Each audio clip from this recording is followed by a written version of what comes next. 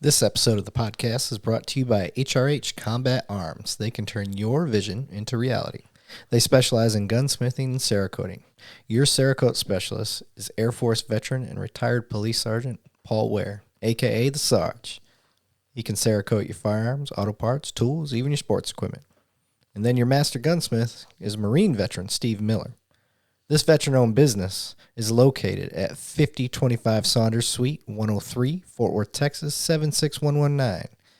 You can call them at 682-304-0363, and you can find them online at www.hrhcombatarms.com. That's www.hrhcombatarms.com.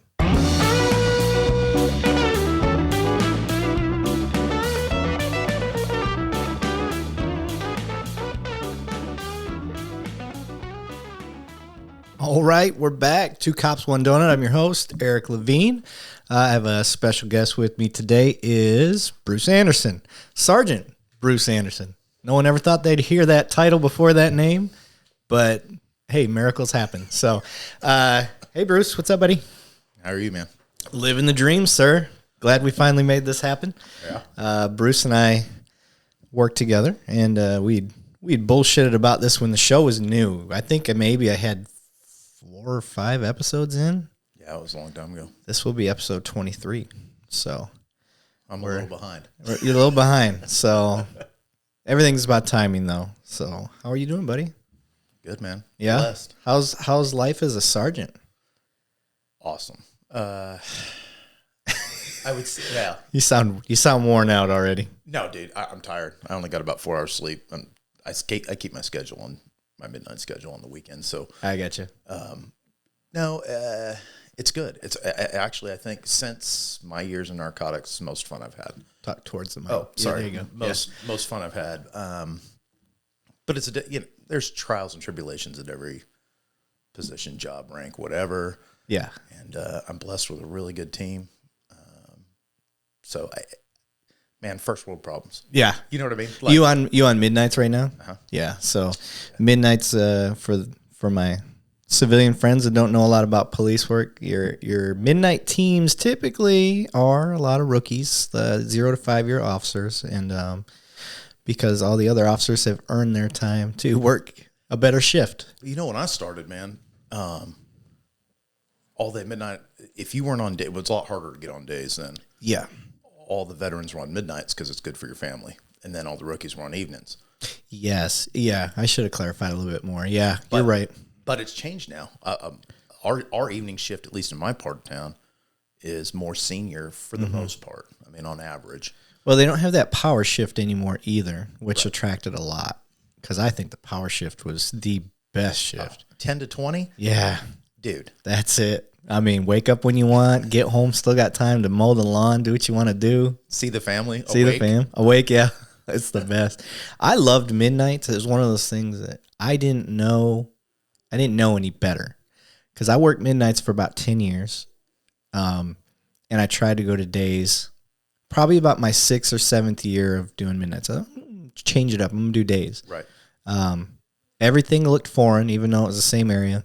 And then I didn't let myself get used to it. I was just a zombie all the time. And I was like, you know what? Screw this. I want to go back. Well, nobody was fighting me to give up that day shift spot anyway. So I easily got somebody to switch with me. And then I was, happy. And then I got that academy, working at the academy. And that changed my life. It took me about 5-6 months to get used to, but it changed my world. I got a lot of respect for day shift officers, man. I know they catch a lot of shit.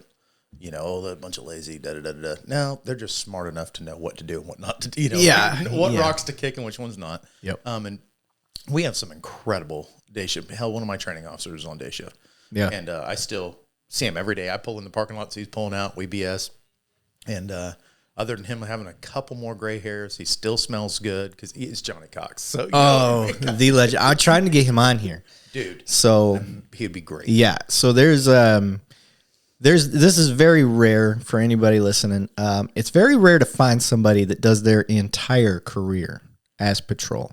And it stays good at it. You got the ones that the lazies, they hide out in patrol. I think those are going to be at any department. But very rarely do you get somebody that is like what I would call the example, like when you get out of the academy, yes, rookies are dumb, but they're sharp. Right. There's a sharpness to rookies that you lose over the years. Right. The knife gets dull. Yeah, the knife does get dull. And when you see Johnny, it's like the dude just graduated out of the academy with that sharpness. His appearance is still sharp. His fitness level is still sharp. And the most important part, his job knowledge. The dude. I call him now, even as a sergeant. I'll call him, hey, Johnny, what do you think? Right. Because, dude, I don't know it all. And he has done, I mean, I've been here, I started in 2004. Yeah. And he's been here, oh, God, I think he was a 10-year officer when I started. Yeah. It's creepy. He kind of looks like my dad. That's funny. I've never even seen that until you say it. But yes, I can see that. So from behind, they've got that, their hair is very similar. And one day I'm jealous. I want hair. Dude, he was at the academy. And I'm a recruit, right? He's at the academy, and he's turned around, and I see him. I was like, Dad. Oh, no way. He turns around, and I'm like, whoop. Like, I realized, like, when he turned around, I was like, oh. And Johnny probably freaked out and was like, oh, shit, is that mine? Did I have one out there? Right. And he's so professional. Most of us been like, I'll be your dad. Yeah. He's like, can I help you, son? Yeah. So ever since then, now when I see him, I'm like, Dad? And he's like, nope. I'm not claiming you. Not today. Yeah. You look too much like your daddy. I know. Yeah. Oh, it's so funny. But yeah, Johnny is he's the mold when it comes to professional standards of a patrol officer, and he's a good teacher. Absolutely. I learned more from him in 1 month than I did and I had some other good training officers, but for what I wanted to do in police work, which was knowing my beat, because when I started, kicking rocks is what you were supposed to do. Find the bad guys, put them in jail. And not that it's changed now, but it has. I mean, there's no way to say it nice. Yeah, it has. It has changed. The culture's changed. Yeah, we still kick rocks, but man, it's so, people are concerned about the optics of how, if this goes bad. Yeah. Why were you there? Right. Did you, quote, force it? And I've been accused of that. In my CPI, I was accused of that. We'll get to that. By a Don't jump ahead. Yeah. And that sits with you as a young officer, and it's inevitable, especially in the parts of the world that I've worked in my entire, the Fort Worth Metroplex, the Dallas-Fort Worth Metroplex. There's some bad dudes out there, and there are throughout the country, but the concentration of them. Yeah. And I'm not talking about... it's a high population, too. Right. And I'm not talking about a type of skin tone or socioeconomic status, because we find them in all levels. I knew that. I learned that in narcotics, man. There's some rich dudes out there that are bad dudes, Yeah. And so used to be that we just targeted, like, hey, where's the bad guy? I'm a cop. I'm supposed to put bad guys in jail. And I think as a country, we don't get to define our job. Yeah. The civilians do. Yeah. That's the way it's always been for police work. Right. And they have decided that, at least currently, that they still want us to protect them, and they don't understand that the proactive stuff is where the protection really happens. Otherwise, I just show up and take a report. Yeah. And so anyway, I'm trying to keep my kids motivated. I'm sorry. If I say my kids, I have kids, but I mean my work kids. Yeah. Because most of them are young enough to be my kid. And they remind me of that daily. I try to keep them motivated, but keep them employed and safe and not on trial and not. And when I started, if I was legal, I was good. That's not so much the case today. Just because the law says you can doesn't mean you can. Right. Optics are a thing, and it sucks that it's that way. But as good cops do, we adapt, we overcome, right. We figure out new ways to do things. So, but before we jump ahead, sorry, there's a new thing that I've been doing on here that I forgot to do right at the beginning. Okay. All right. This is probably going to be a long podcast, as they all are, 2.5, 3 hours. So this is, if you are listening at the beginning now and you're wondering what the show is going to be about, Bruce was involved in a critical police incident, a.k.a. he was involved in a shooting where he fired his service weapon. So we're going to talk about that, but that's going to get more towards the middle of the show. So we're going to go over Bruce's background, what led him up to becoming a cop. We're going to talk about his career, all the fun stuff he's done.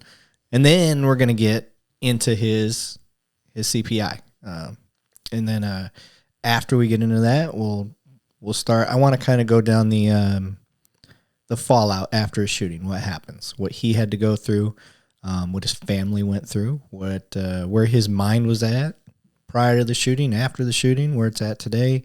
And then after that, it'll be free. Me and Bruce will just freestyle whatever he wants to talk about. Maybe there's some pressing police things he wants to talk about. Maybe there's some ways that he thinks we can help the community learn more to help us or help them learn about us. So we'll go down that road. So now you guys know this is the podcast. Jump ahead as far as you want. This episode, it is currently August 8th. So this will probably come out the second week of September, I think. All right. So if you're listening, that's how far ahead I am. I'm pretty proud of myself that these episodes can be time released now and I don't have to rush. But with that said, all right, Mr. Anderson, first off, thanks for the coffees, man. Yeah. You want to give a shout out to the place you bought these? Shameless plug, 151 Coffee, man. The flagship store's near my house. Okay. And, they're for anybody up from the Northwest. Hey, here we go. Which is where I'm from. I ain't no damn Yankee because they were that was a territory when that all went down. But anyway, they're modeled after a company called Dutch Brothers. They're unlike some of the big chains, and I won't dog anybody. Okay. But when you pull up to a window, first of all, they meet you out there. Hey, man, what do you want? Blah, blah, blah, blah. Oh, so they got kind of a Chick-fil-A approach. Yeah. Oh, That's nice. exactly right. And they stay with you the whole, hey, man, how's it going? Blah, blah, blah. Real personal. Customer service. Yeah. And most of them are drive-thrus, although they're starting to get some with dining inside, or not dining, but tables and stuff, Okay. Anyway, but incredible business. Dude, it's so good. So he got me a nitro cold brew with coconut. He had called ahead, and I will test. You guys know me. If I don't like it, I ain't gonna plug it. This stuff is good. I really like it. Also, another coffee I like, Code 7 Coffee. They reached out to me on Instagram just saying, hey, I like your show. Keep doing what you're doing. They didn't say anything about their coffee. I just noticed that the title was, I was like, I wonder if they sell coffee. So I clicked on them. If that was their strategy, brilliant, because it worked. So I looked, nonchalant approach. Yeah, the nonchalant approach. So I checked them out and saw that it was about, kind of like the Black Rifle Coffee Company's approach, military, police, stuff like that. So I looked and I was like, okay, I like this. I see their pictures. They got a sense of humor, which is my favorite.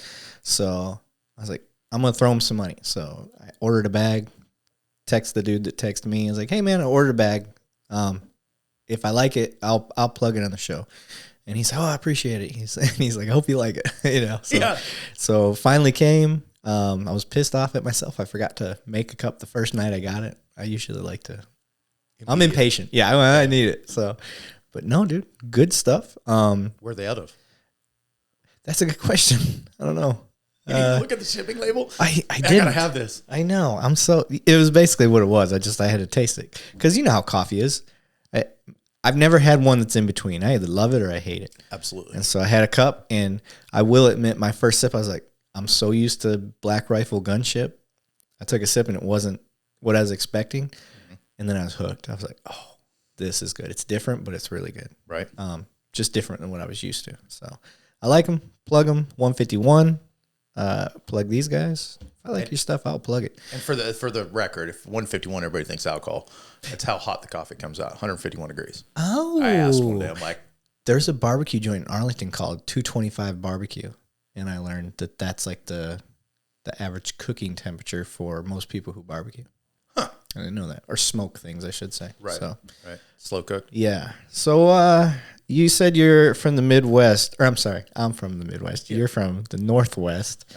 Yeah. Give us your background, man. Where did you come from? And did you always know you're going to be a cop? I think, okay, so I'm from I was born in the Northwest. I don't remember much of my life there. My parents divorced. So, and this will be a clarification. Two Christmases? Yes. Yes. They divorced when I was like 4 or 5. Yeah, it's probably your fault. So probably. Yeah. Oh, dude. Probably. I'm going to try to make you cry on this show. Good luck. But So if I say my dad, my birth father, my dad, who I'm named after, my last name. Okay. My dad he passed in 2010. Okay. My other dad, who I will refer to as dad because I hate the term stepdad. He's my hero also. He's my dad. He's the one that lives with my mother, has been married for 40 years this year. God bless him. I bet that new country song fucks you up. Which one? The one where he's like, he ain't my blood, but that's okay. Have you heard that one? No, I haven't. It's all about being a stepdad, dude. And I had a stepdad growing up too, who same thing. I got lucky. Both my dads were in the picture. So me too. I really had a good family dynamic. Now my mom and my biological dad weren't the best, but there's a reason they're divorced.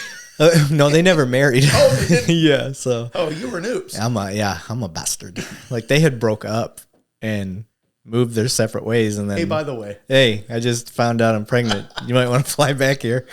So they just. This explains a lot. Yeah, they weren't compatible people. You know, I think I was made in a Burger King like walk-in refrigerator. So. Whatever. Whatever. Pass the ketchup. But I was born up there, and we moved here.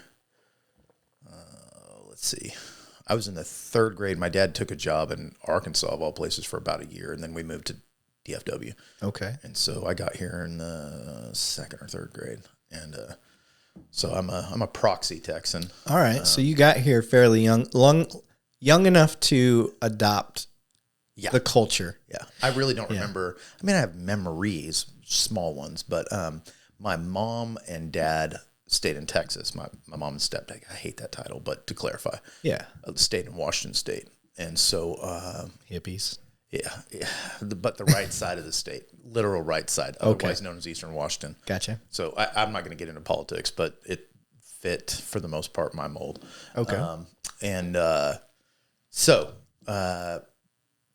Mom and dad, I flew up every summer, flew up, most Christmases, that kind of stuff. And then I went back to college up there, and just found out my daughter's going to attend Washington State University just like I did. Just God like Matt Pierce. Yep. Matt, he and I were there at the same time. Yeah, Matt shot that out last night. I did a Facebook Live. I usually, right before bedtime, I'll jump on Facebook Live, grab a glass of whiskey, and just BS with anybody that's on. And Matt jumped on there, and I said Bruce Anderson will be on tomorrow, and Matt was like, "Oh, it's my college buddy." I was like, "Go what? Cougs, baby!" Yeah, I was like, "That's weird." Isn't that crazy? Small world stuff. Like, I know. Who'd have thought 2 dudes from a school of 25,000 students would end up in the same major department? Yeah, literally 1,600 miles away. I was gonna say about 2,000 miles. Yeah, but okay. Yeah, and so anyway. Yeah, moved down here, graduated high school at the Mansfield High School when there was only one. Okay. Now I think they've got 4 or 5. God bless them. And when I would visit as a kid, I remember we went to Mansfield a couple times. I couldn't remember why, but it was desolate. Like, there was just maybe 1 or 2 like up and coming neighborhoods, but I remember thinking, man, my old man lives by everything where he lives at in Arlington. Everything's real close. And you get out to Mansfield and there was nothing. And now it's almost exactly the same as Arlington. So I was gone from, I'll date myself a little bit. I graduated in 94. I didn't come back until I started the academy. Yeah. And it had been a couple more years after that. We had a friend whose parent passed, went to Mansfield for the funeral. And I was like, what is this place? Like, I didn't, Home Depot. It's booming. Yeah. Debbie Lane, just to give idea, Debbie Lane, man, we used to dove hunt at the water tower at Matlock and Debbie Lane. Wow. And the high school, was right there at Walnut Creek and Debbie Lane. And Debbie Lane was a lane of blacktop. There was no lines in the middle, none of that. Wow. And so. Isn't that crazy how fast it develops? Right. People, if you don't know why everybody's coming to Texas, you better find out. Like, keep on coming. My house gets more and more valuable every day. Yeah. The only thing that makes me mad is like, I want 5 acres of land personally. Like I want 5 acres of land, barn dominium with a pond. That's because I want to be able to fish the pond. I want the water to attract some hogs and maybe some deer, and so I can shoot my bow. And that's what I want. But you have to move it over an hour away for that to happen. If you don't, this is my theory anyway, if I find a spot, let's say it's 45 minutes away, that is going to become a developed area in no time at all. Ask Matt and those guys who moved out to like out up north, would be northeast of us or northwest of us. That was country, and it's already starting to. Yeah. You know. Yeah. Well, I got friends that just moved out to Brock.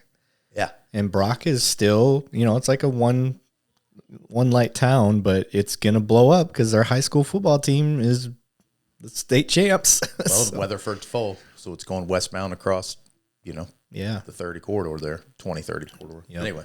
I'm sorry, we're boring people. Yeah. So long and short of it. So you get here, you graduate high school. Yeah. So how did the career set up? How old were you when you got into that stuff?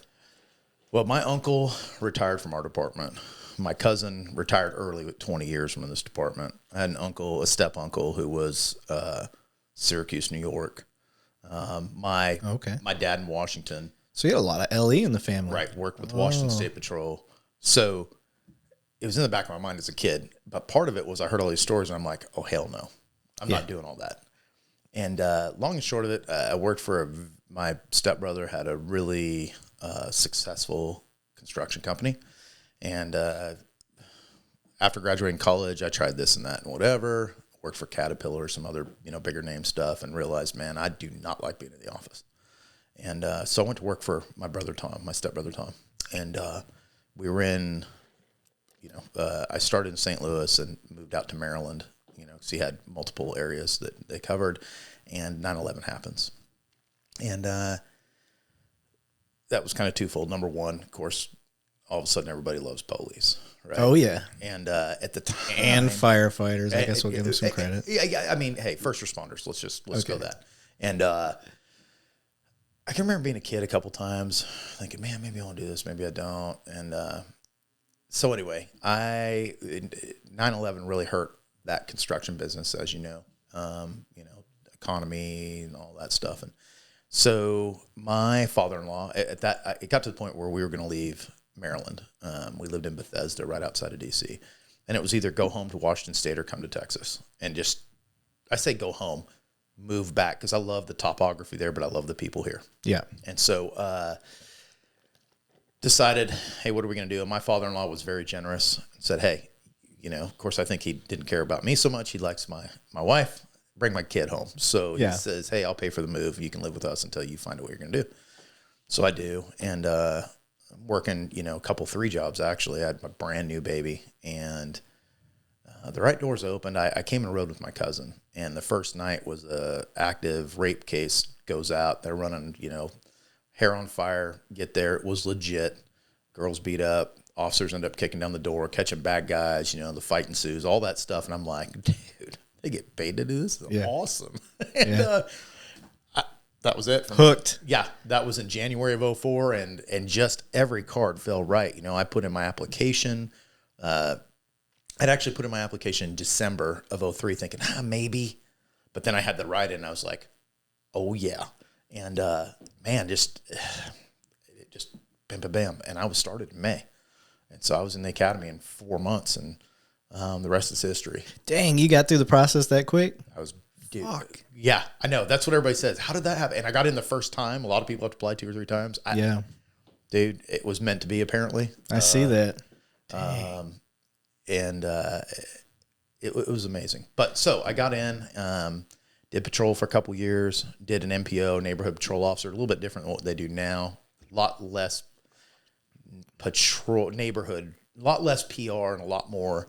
My particular lieutenant said, hey, I want basically our version of ZT or whatever they're called this month, but our version of a proactive unit. She said, I want that person on your beat because it's just out of control. I had the LVT area. And, okay.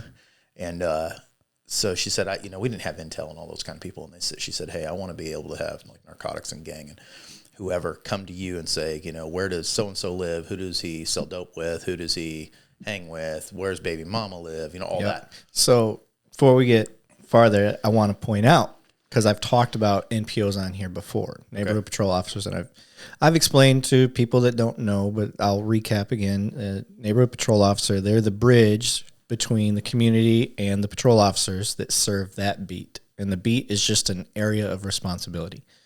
So a really good NPO talks to all his business owners, talks to anything that moves on. If they show up at nighttime, they know who's moving around at night. They know the heartbeat of that area. Yep. And they talk to all the other specialized units that are involved in their area.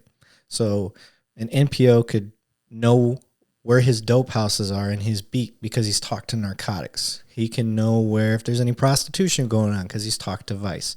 He knows... Or the other way around. Call him and say, hey, dude, you got a new dope house over here. Yes. So, and then the neighborhood, in turn, they let the NPO know, hey, I think they're selling dope out of this house. Can you check it out? Okay, let me go talk to narcotics. Hey, is this on your radar? No, it's not. Okay, well, can you guys check this out and verify any information for me? Okay, cool. They come back. Yo, turns out you're right. Hey, Mrs. Brown, I appreciate it. You did turn us on to a new drug house. Our guys are on it. Don't worry, we're going to handle it. And we just helped out the community. We talked. And so an NPO can be really valuable, or they can be a waste of space if they only are doing the PR stuff where they're just talking to the community and they're not telling them. And I would actually I approached everybody the same, even like my known dope dealers. There was a guy out, an old blood that I knew, and I would jump out and talk to him face to face. Hey man, what's going on? Blah, blah, blah. And it got to the point we had that relationship where he would say, hey man, if you jump out and I take off running, just know I got dope and gun on me and my job's to get away. If I don't, search me all you want because I ain't got my dope and gun on me. Yeah. And we got to that relationship. He's like, it's a football game, bro. I'm trying to score a touchdown by selling dope, and you're trying to score a touchdown. Keeping me from scoring a touchdown by catching me before I get it. And so I learned a lot. Yeah. Some of your good, you have good bad guys. It's hard to explain that to people. Right. But you have good bad guys. I had one, he's like, I've got his hands and I'm just patting him down for weapons. He's like, I got some info for you. I'm gonna pull away. He told me that. He's like, I got some info. I'm gonna pull away. Wow. I knew what he meant. Yeah. He's gonna pull away, and I'm gonna have to push him up against the trunk. So he pulls away, and so I pushed him up against the truck. I was like, that's it. You're going in cuffs. So I put him in cuffs, put him in the back of the car, and I take off around the corner. Yeah. He tells me what he's got to tell me, and I let him go. I think in police work, the vast majority of people we encounter that we consider, quote, bad guys. They're doing criminal activity. They're not bad people. They're making bad decisions. Now, there are the evil. I can count many of the true. Yeah. But that's the easy ones. That's easy for everybody. Right. In my opinion. Right. But, you stop a dude who's selling dope. Let's be real. He's not making right decisions, but he's trying to make it. It's capitalism at its finest. He's trying to make money. Right. To put babies on the diaper or feed his habit or buy a PlayStation, whatever it is in his life. Yeah. And it's the path of least resistance. Yep. And that's a lot of those guys, the only thing they know. Yeah. I was going to say, part of the thing that us as cops, and a lot of people don't see this angle from us.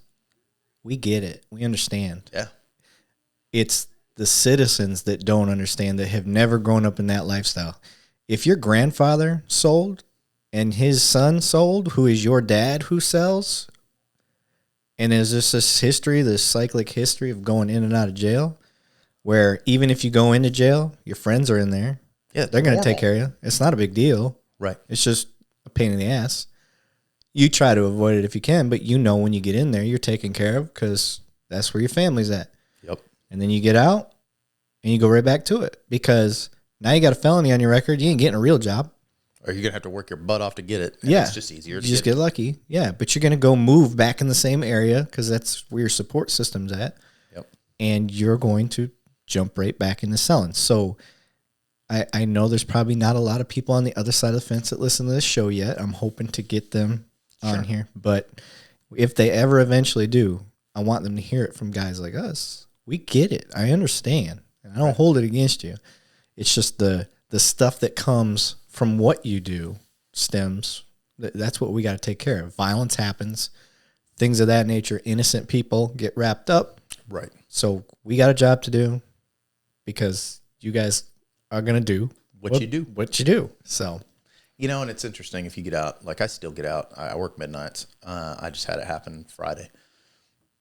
I see some people hanging out and I just pull up, get out, man. People hanging out at a store. They're actually watching a movie on the side of the store. Yeah.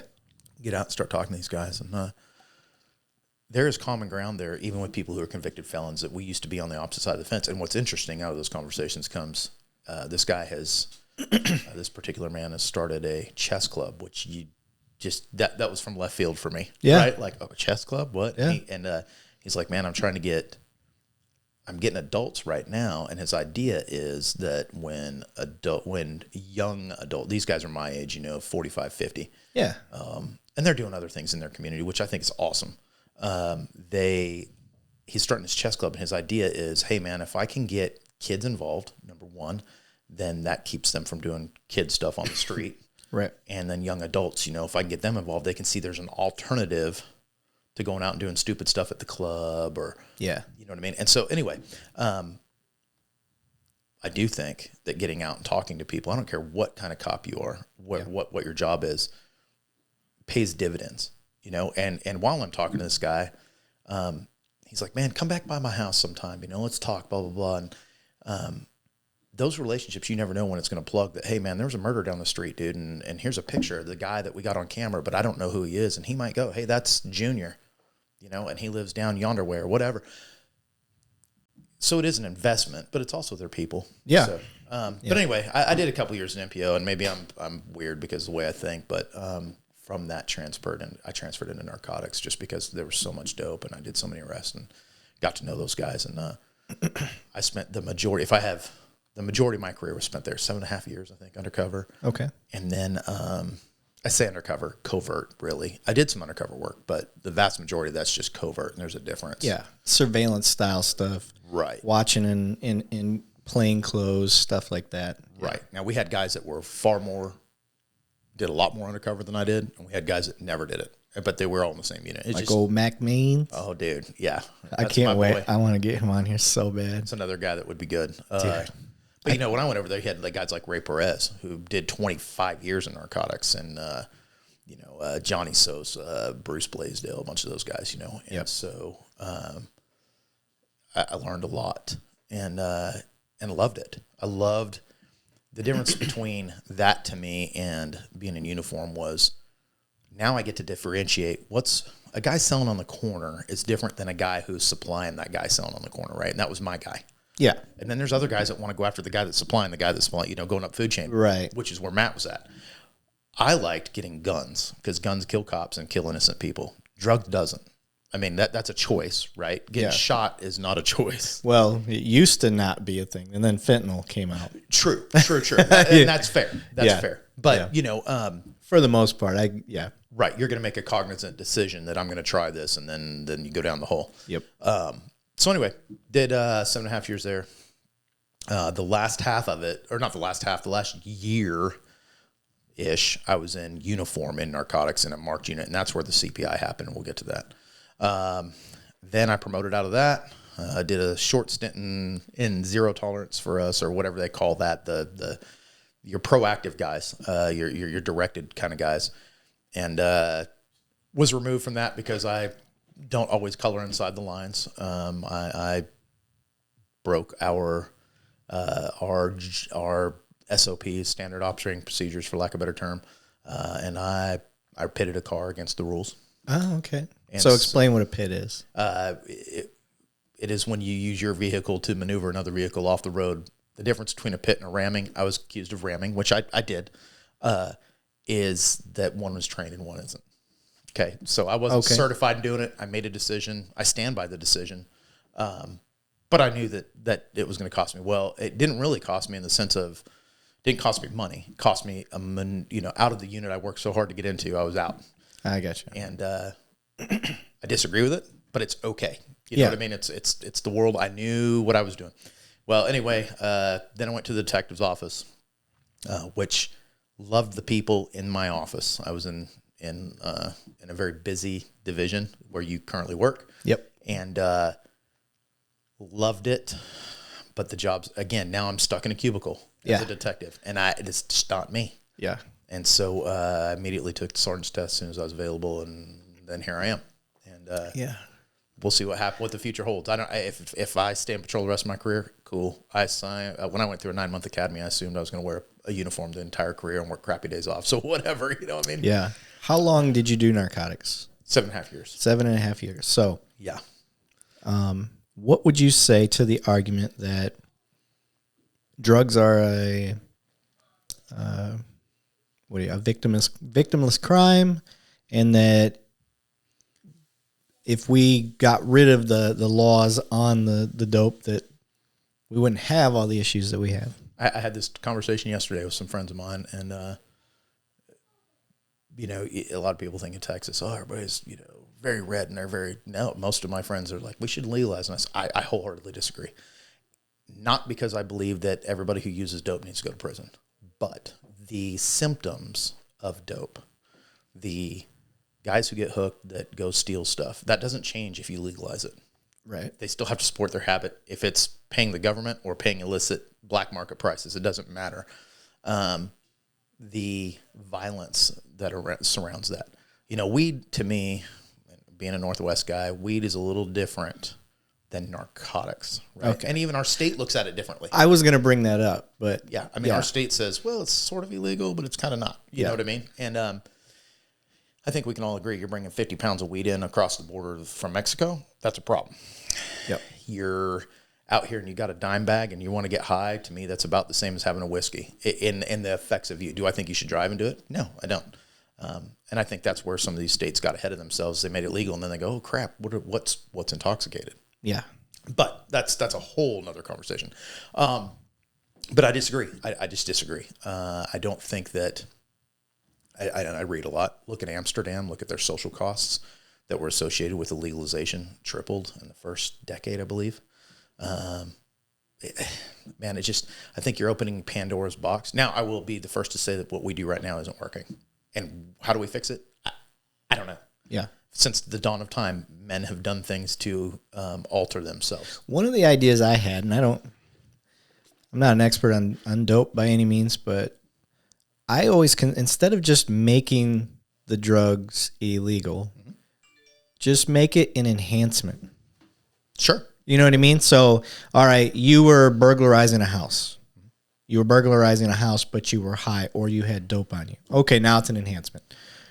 The only problem I have with that is, let's say that you've been using dope for 10 years and you decide, I want to get off, which is kind of a rare approach, but the social cost to the average American or average person, you've made a decision to do whatever you've done. And I'm painting in broad strokes. There's exceptions everywhere. Yeah. You want to get off the dope. That's not my responsibility to pay for you to get off that. Now, that being said, maybe that'll pay back itself. If I get you off the dope and you become a productive member of society, then, whatever. No, I get that. But what I'm getting at is if the dope itself just becomes, like, let's say you've used for 10 years, but you never broke a law. Oh, you're just a personal, you just use it. Yeah. And you've managed to be functional. There's functional alcoholics, Absolutely. Stuff like that. Yeah. So if you can stay functional, I guess that's your choice. I'm not going to stop you from doing that. But the moment you break a law and you're high or you got drugs on you, enhancement. Roger, I got you. So you're DWI and you get stopped, you've been shooting heroin. Yeah. Then we go from a misdemeanor to a higher misdemeanor or something. Yeah, something to that effect. So it's an idea. I'm sure there's ways people could poke holes in that, but part of the show is getting dialogue started. If nobody's ever presented that idea, I've never heard it. I haven't either, and I think that's it's something to consider. It's interesting. So yep, it's coming from a dummy cop. So we'll see. If anybody's out there and they want to run with that idea, take it. I give you permission to steal that idea. Right. Because in the end, right, as cops, all I want to do is make society better. I wish we could work ourselves out of a job. Yeah. Oh, geez. And be like a Demolition Man. Right. You remember that movie? Yeah. Tunes in the car Yeah. No, really. I mean, if I could actually say, if my city could actually say, you know what, we don't need nearly 2,000 of y'all. We probably need 10. Drive around and be friendly, which we do anyway. But yeah, that'd be awesome. Yeah. It's utopia and it doesn't exist, but it would be awesome. Right. My kids joke around and say, Dad, if you go to heaven, or when you go to heaven, what are you going to do for a job?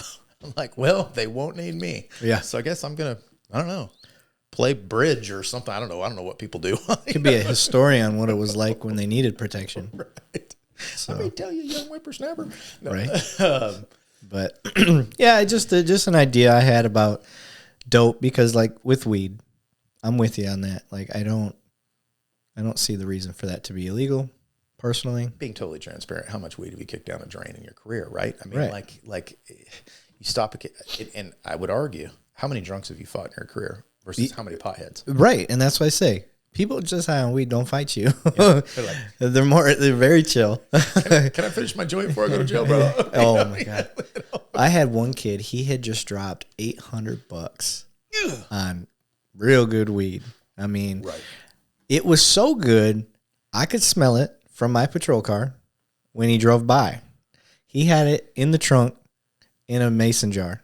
Yeah. It was that good of stuff. So pull him over, BMW, nice car in an area it didn't belong type thing. And so You stick out. yeah, he's lying at first. He's a kid. I get it. He's a college kid. So I start messing with him a little bit to have fun on the job. And I'm like, come on, dude. I can smell it. Yeah. I'm like, I don't need a canine. I know it's somewhere over here. I was like, it's good stuff, though. I can tell you that. I know it's clean. Right.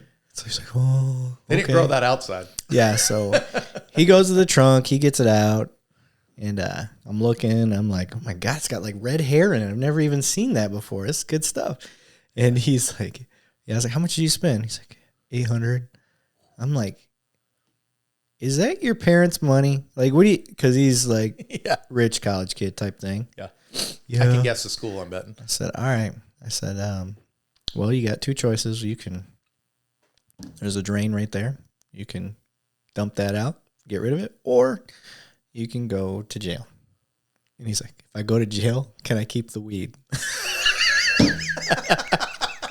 No. I started laughing. I was like, get in your car. Throw that down there. Quit being dumb. Yeah. So me being me. Can I keep the weed? That's awesome. And he dumps it down the drain. Yeah. And I let him keep his jar. And he gets to smell it later. He gets in his car, and I drive around the block and I park in the shadows. It's a residential neighborhood type thing, so there's no streetlights over there. I knew if I went over to the shadow, he wouldn't see me. Sure. And I just knew this kid's gonna come back and try to get down into that drain to get that stuff. And sure as hell, so I get out of my car and I walk along the fence line right to the shadows, right by where this drain was. And there's a street light, so it was really helping me out. The way the shadows were working. Couldn't see me. Sure as shit. Not even 10 minutes. He thought I was long gone. He comes over there, and I see him trying to reach down there. He's got his cell phone. Now, I come out of the shadows, and I was like, what are you doing? And he's like, what? And he dropped his phone down there. I donated that. Oh, so unfortunately for him, it was muddy and wet already down there. Yeah. So even if he had recovered it, it was gone. But he didn't know that. And right. I was nice. I had a tool at the time to help get the manhole cover off. So we got a cell phone out there. And afterwards, it actually is one of those, like, he looks back. He's like, I'm really starting to think about it, and you really helped me out. I appreciate it.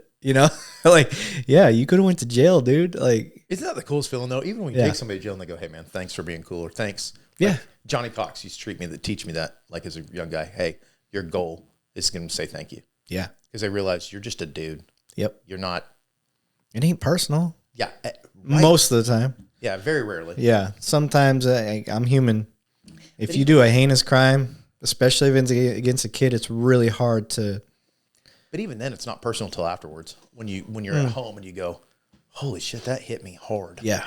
There's been many nights I've come home and had tears in my eyes. Yeah. 6 hours. Oh, you got kids. I've come home and like literally woke my kids up to hug them. Yeah, me too. Me too. Just because it was that bad of a night. But it's fun. It's fun. And like I said, for me, police work it's the front row tickets to the greatest show on earth. And people ask me, would you still do this job if you knew 17 years ago what it would be today? Yeah. Yeah. Yeah. Yeah. It's still fun. It's still fun. It's still, God, this crap you see. I remember my uncles. I'm sure you can relate to this, your dad. My uncle, my dad, telling stories, and you're like, bullshit. Now I'm like, oh, yeah, I absolutely believe that. In fact, I'll bet it was crazier than that. Yeah. You know what I mean? Because you're like, what? Right. What just happened? I know. So many. There's so many weird things I can't even. Just the other day, I'm going down, where 5650's at, and Yep. somebody just walking down the street, no top on. Yep. Has her nice wig on. Thought she was, which isn't illegal in Texas. She thought she was bringing them in, and she was, bro. She was. Yeah. So that's the thing. I know it works. You look at her and you go, "You couldn't pay me." Nope. And there's dudes like lining up to pay her. Nope.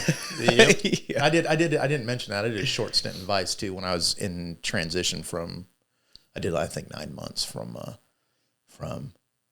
detective to sergeant. Okay. And I got to tell you, dude, it was being like in narcotics in the sense of the covert, and it actually did a lot more undercover work. You're doing undercover daily. Yeah. Holy crap, the stuff you see. You need to get Otha Hill on here. Otha Hill? Otha. Okay. You know him, older black guy, beard, did Vice and Narc a lot. Anyway, dude, that guy's got some stories. Him and Brad Danford did a ton of Vice stuff for years, man. And they've got some stories that you'll be crying because you're like, no way did that just happen. I love those stories. But, yeah, anyway, you get to see the stuff that I don't even bother. Every now and then my friends, what's the craziest shit you've ever seen? Whoa. We got to define crazy. Like crazy scary, crazy funny, crazy nasty, crazy, because crazy's like the day. Yeah. My daughter rode out with me. She's 18. She rode out with me a few Fridays ago. Dude, I haven't been in a fight or a foot chase dude, that used to be me all the time. And I come with a reputation. I get it. Some's ill-deserved, some isn't. I haven't been in, I get in car chases occasionally, but I haven't been in any of that kind of stuff in a long time. My kid rides out with me. And one of my guys dealing with some crazy dude on a scene that we're making an arrest had nothing to do with anything. This guy ends up fighting my officer, and it's kind of funny. I have to watch the videos, Yeah. And all these people run up, get on the guy. And I'm standing there talking to a dad of a guy we just arrested, has nothing to do with this idiot. And, and I'm standing there, and it's all on camera, and I go, oh, hell.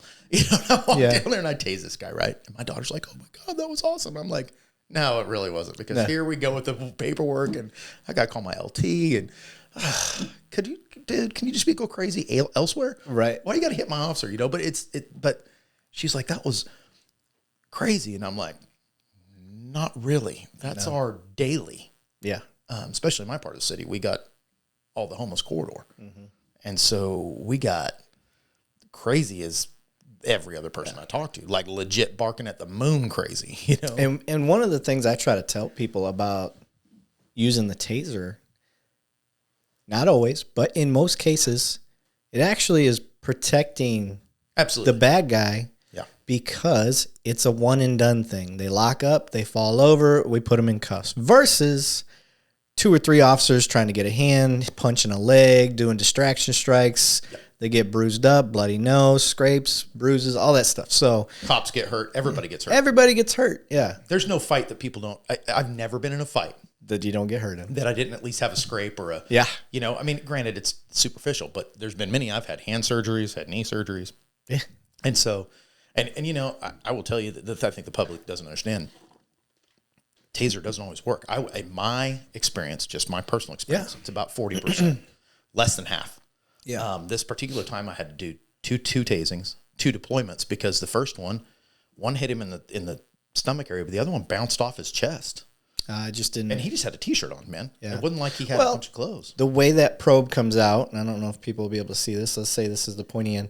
When it comes out, it's doing this a little bit. Yeah. So if you just happen to catch it, right, it may fold. Now, fortunately, our new tasers, they talk to each other, because it used to be a positive, negative, and these only work together, and this is a positive, negative, these only work together. Now they crosstalk. And so when he schooled himself in this, because when he spun to try to get away from break us, the leads. Yeah, he was already swinging his arms. Well, the new ones, it coils out from him, not from me. Yes. And that's the whole. But anyway, he presented his back, and I got him low back, I think, and shoulder. And it did. It locked him up. Boom, he goes down. Nice. He's down on the ground. He didn't want to give his hand, so I hit it again, and that's it. There's no injury. I mean, he went to the hospital because he's knucking futs. You know what I mean? Yeah. Because we were worried, like, is he high? Is he crazy? I don't know. I'm not a doctor. I sure as hell don't want him dying because he took dope. I don't know. Yeah. But the end all be all is there's no injuries. I mean, he has 2 little marks, or 3 in this case, 1 in his front, 2 in his back that were, you pop the MedStar, I'm sorry, I'll let that one go, but our ambulance people pull the bleeds out. Okay, cool. Yeah. Back when I started, before we had tasers, he'd already punched an officer, so he's already at the point where we could hit him with a club. Just because you can doesn't mean you will, but there's going to be injuries. Yeah. Like at minimum, I'm going to punch him in the mouth or in the body or something. Yeah. Because, he's not, obviously he's going to attack. He wants to fight. Yeah. He obviously, And if he ain't listening to commands, he wants to fight. Right. He just hit somebody. So, and it's, so I get with ignorance where people say, like when we get in these shootings, why didn't they just tase him? Well, first of all, I'm not risking my life on something that works 40% of the time. Yeah. Right. You know what I mean? Like I got to go home to my kids, and we don't dictate how this goes. Ideally, everybody that I show up to either quits what they're doing because I'm in uniform and tell them, hey, cut that out. Or I get there and say, hey, put your hands behind your back, and we go to jail and I go home for dinner and you bond out and everything's cool. Unfortunately, not everybody wants to do that. And I've told people before, hey dude, you're going to jail. Do you want to go tired and sore, or do you just want to go? Yeah. Because it's the only choices you got. Right. We're not going to try court right here on the side of the road or wherever we're at. We're not going to. And so, we try to, I hate the term de-escalation because of the negative connotation that people put to it, but reality is we've always done it. Yeah. That's our JOB. Yeah. Before it was called de-escalation, it was verbal judo. Yeah. Right. Yeah. Right. And so I'm going to show up. I'm going to talk to you. Hopefully you're a reasonable human being. Yeah. You have logic on your side. I get you can have emotionals, but we can work through emotions. Yep. Like I don't have to put handcuffs on you right this second. Yeah. But in the end, we're going. Yep. Because I got to. And for people trying to wrap their head around it that aren't used to it, the more experience you get, the more you realize, 1, I don't want to fight. Yeah. Everybody gets hurt, including me. Yeah. And 2, words are awesome if they work, because it makes your job that much easier in the long run. It means you get to go home on time instead of a lot later in the night because you had to use force and do all that stuff. So when you see officers and you're wondering, like, well, do they try to de-escalate? Most do. Sure. Most try to. Sure. I think it's the newer officers that haven't gotten that word skill set yet, that they tried what they were taught. That didn't work. Now I got to make them. And when I started, I was basically told, ask, tell, make. Ask, tell, make. Yeah. Now it's ask a few times and maybe, but in the reality is what's time pressing. Now you're being violent. Okay. Yeah. Words may be out the window. You're shooting at people. Yeah. We're not going to talk to you. We need to stop this. And I always think ask, tell, make is, even when we were taught that, it was a generalization. Like you knew. You get to the scene, you're like, this is somebody I can talk to. Like I can work this out. It may take me a little longer, but then there's ones you know that words aren't going to work. So I'm just going to get the ask, tell out of the way. Yeah. So I can get to the make. This guy was that way. I mean, he's crazy, barking at the moon. Logic is now out the window. Barking at the moon. I mean, you know what I mean? That's just my term. He's I love it. Yeah, he's talking to Jesus and having a conversation with angels, and I'm like, bro, either you're on a higher plane, which I can't communicate with anyway, or whatever. So, back to that whole point. That's our part of town, and it's interesting because the kids on my team, I respect them. I actually think they're better cops than I ever was, because they're coming into a department, not even a department, into a culture in America where they got to do the same job you and I have always done, with a whole lot more emphasis on being microscoped. Yep. And I'm not going to dog any of my current administration. I actually think I'm blessed for the most part. I work for really good people, which has not always been my case. You know what I mean? Anyway, it's an interesting world. Let's just say that. And we can go through so many different cases that you go, wait a minute. And there's some of them that, hey man, I think anybody that is going to deny that there's not bad cops out there is naive, or at minimum.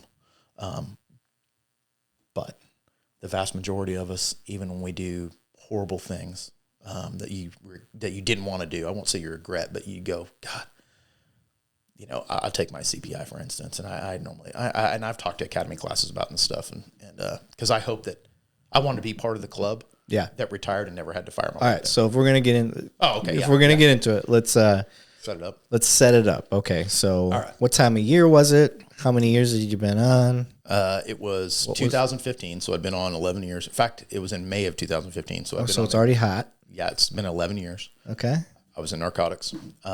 However, I knew I'd already. Can't remember if I'd already taken the detective's test or if I was in the process, but I knew I was going to be leaving NARC, right? It was just, you know, and I had nothing bad to say about anybody over there. In fact, I had some of the most incredible leaders over there. But there comes a time in anything in your job that you go, it's time to move. Yeah. Some people get it at 25 years. Some people get it in 2. Yeah. I'm not going to judge anybody. God bless guys that can do it forever. I'm a 2 to 3 year guy, and I'm getting antsy. So yeah, right. I did 7.5. I expected to be there about 2. Yeah. 3. Right. That was my favorite job. The covert job's a whole other piece of police work that I loved. Anyway, I knew I was leaving. And so they had tried out a, quote, interdiction unit. It wasn't really interdiction like going out on the freeway and trying to stop semis full of dope. It was more be our mark unit.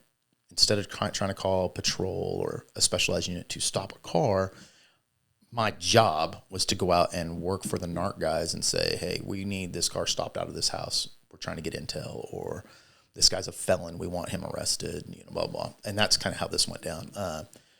It was a Crime Stopper tip, man. Really? Started mine. Yeah. Mine was a Crime Stopper tip. Crime Stoppers works. Yeah.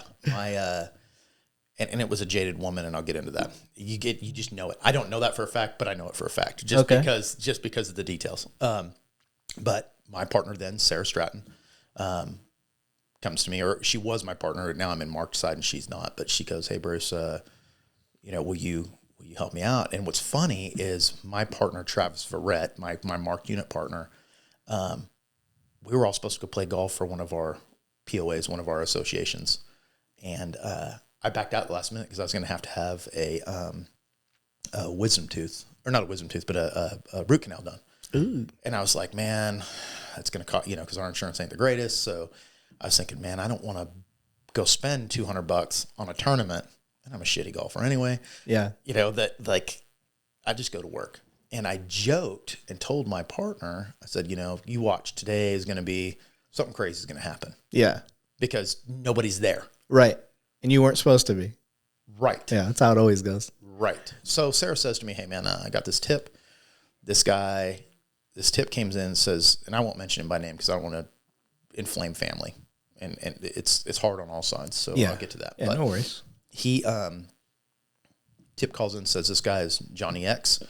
And here's his date of birth. Here's the car he drives. Here's the license plate on the car he drives. Here's where his mama lives. And here's where he deals dope. These are both addresses. I mean, dude, it was spot on. The only thing that was wrong is this is presumptuous. I don't know. But it just very, you know, vindictive women get people in trouble a lot. 3-year training and experience. That's yes. Then, yeah. The dope house that he was dealing at, she transposed 2 numbers. So if instead of it being 2550 or whatever it was, well, that's a bad, because there's 2 5s, but you know, it'd be like 2505 or whatever. You know what I mean? Like, and that's not the address, just so we're clear. But don't Google it because it won't help you. Yeah. But so Sarah runs this dude, and he's got, I believe it was 4 felony warrants, 4 or 5. It was a lot. Okay. And one was a parole violation, if I remember right. Man, it's been a minute. Because it was in May of 15. But he had a couple dope warrants, and he had an aggravated assault peace officer warrant. Okay. And so that's a sign. Right. And so his pattern of behavior has already been set. Yeah. Sarah actually calls the other department, which is a neighboring town of ours, and says, hey, what's the deal behind this? And long and short of it, he had been stopped. Oh, and he had an evading in a vehicle warrant.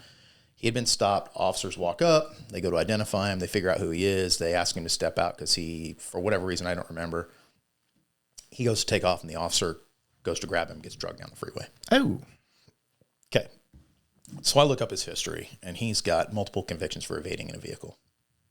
So my mindset is immediately, I don't want to get in a car chase, right? Like, because that puts us all at danger. Yeah. Right now, there are people we're chasing, and I will say this is one of them guys that was worth chasing, because if he's willing to hurt cops, he's willing to hurt anybody. Yeah. Like that's, so, but I'm the only dude, right? Like I'm the only marked unit in the area. And so she sets up originally on Mama's house, and him and his brother look a lot alike. And we got our Marshals Task Force, U.S. Marshals Task Force there. And they confirm, basically one of them gets out covert, walks by, talks to this guy, and realizes the brother had, if I remember right, the brother had a tattoo somewhere on his face, and that was the only real difference between the two on their mugshots. And he goes, yeah, this dude's got a tattoo, so this isn't your guy. I said, okay, cool. So about 4:30, Marshal guys are like, dude, we've been up all night. It's been, we've been chasing other guys. We got to go. We're getting to the point where fatigue is, and that's a problem, right? I mean, you get tired, that's a problem. So they're like, hey, we're going to go home. And Sarah says, hey, before we go, it was like 4:30. She goes, hey, why don't we go by this dope house and just see if he's at, because, trap house, he's not there most of the time, right? He's going to go sell dope there and then leave. Wasn't exactly a trap house, and that we didn't know.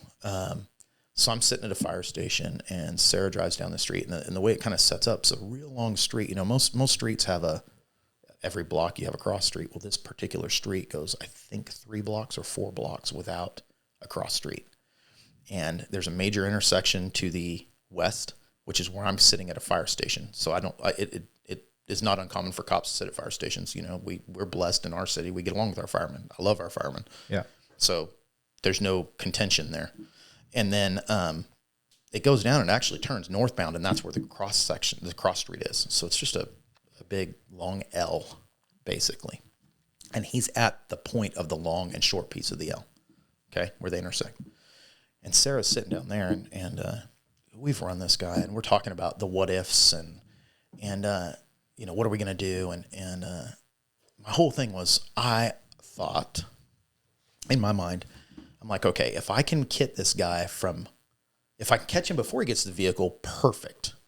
If I can't, I don't want him to drive away in the vehicle, right? Because this is 4:45. We're in a major metropolitan city. Now we're talking about rush hour traffic. Mm-hmm. And if we get into chasing rush hour traffic, at that time our policy was a lot different than it is now.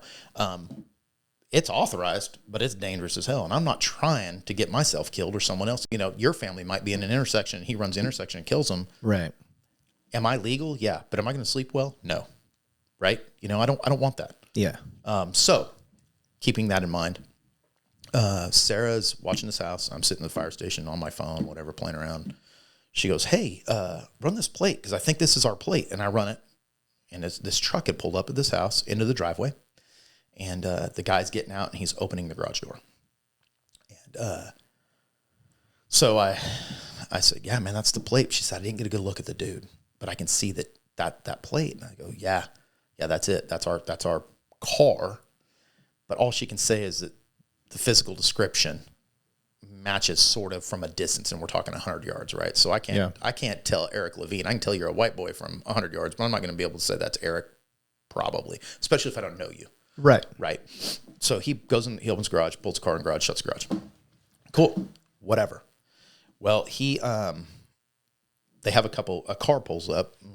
10 minutes later, dude comes out, and now she says, that's my guy. Now I get a good look through the binoculars. That's my guy. He meets with this car, but she can't even tell if he got in the car or not. So that car pulls off, and from her perspective, couldn't quite tell if he got in or if he went back in the house. Because, it's covert surveillance. You can't stand on the corner and watch, Right. And so she has some trees and stuff in the way. So, okay, cool. So car drives off, and I check it out. He's not in it. Long and short of it, he's not in it. And so I'm going back to the fire station. If I remember right, I actually got parked in the fire station. But as I'm getting there, she goes, hey, that truck is coming out of the garage.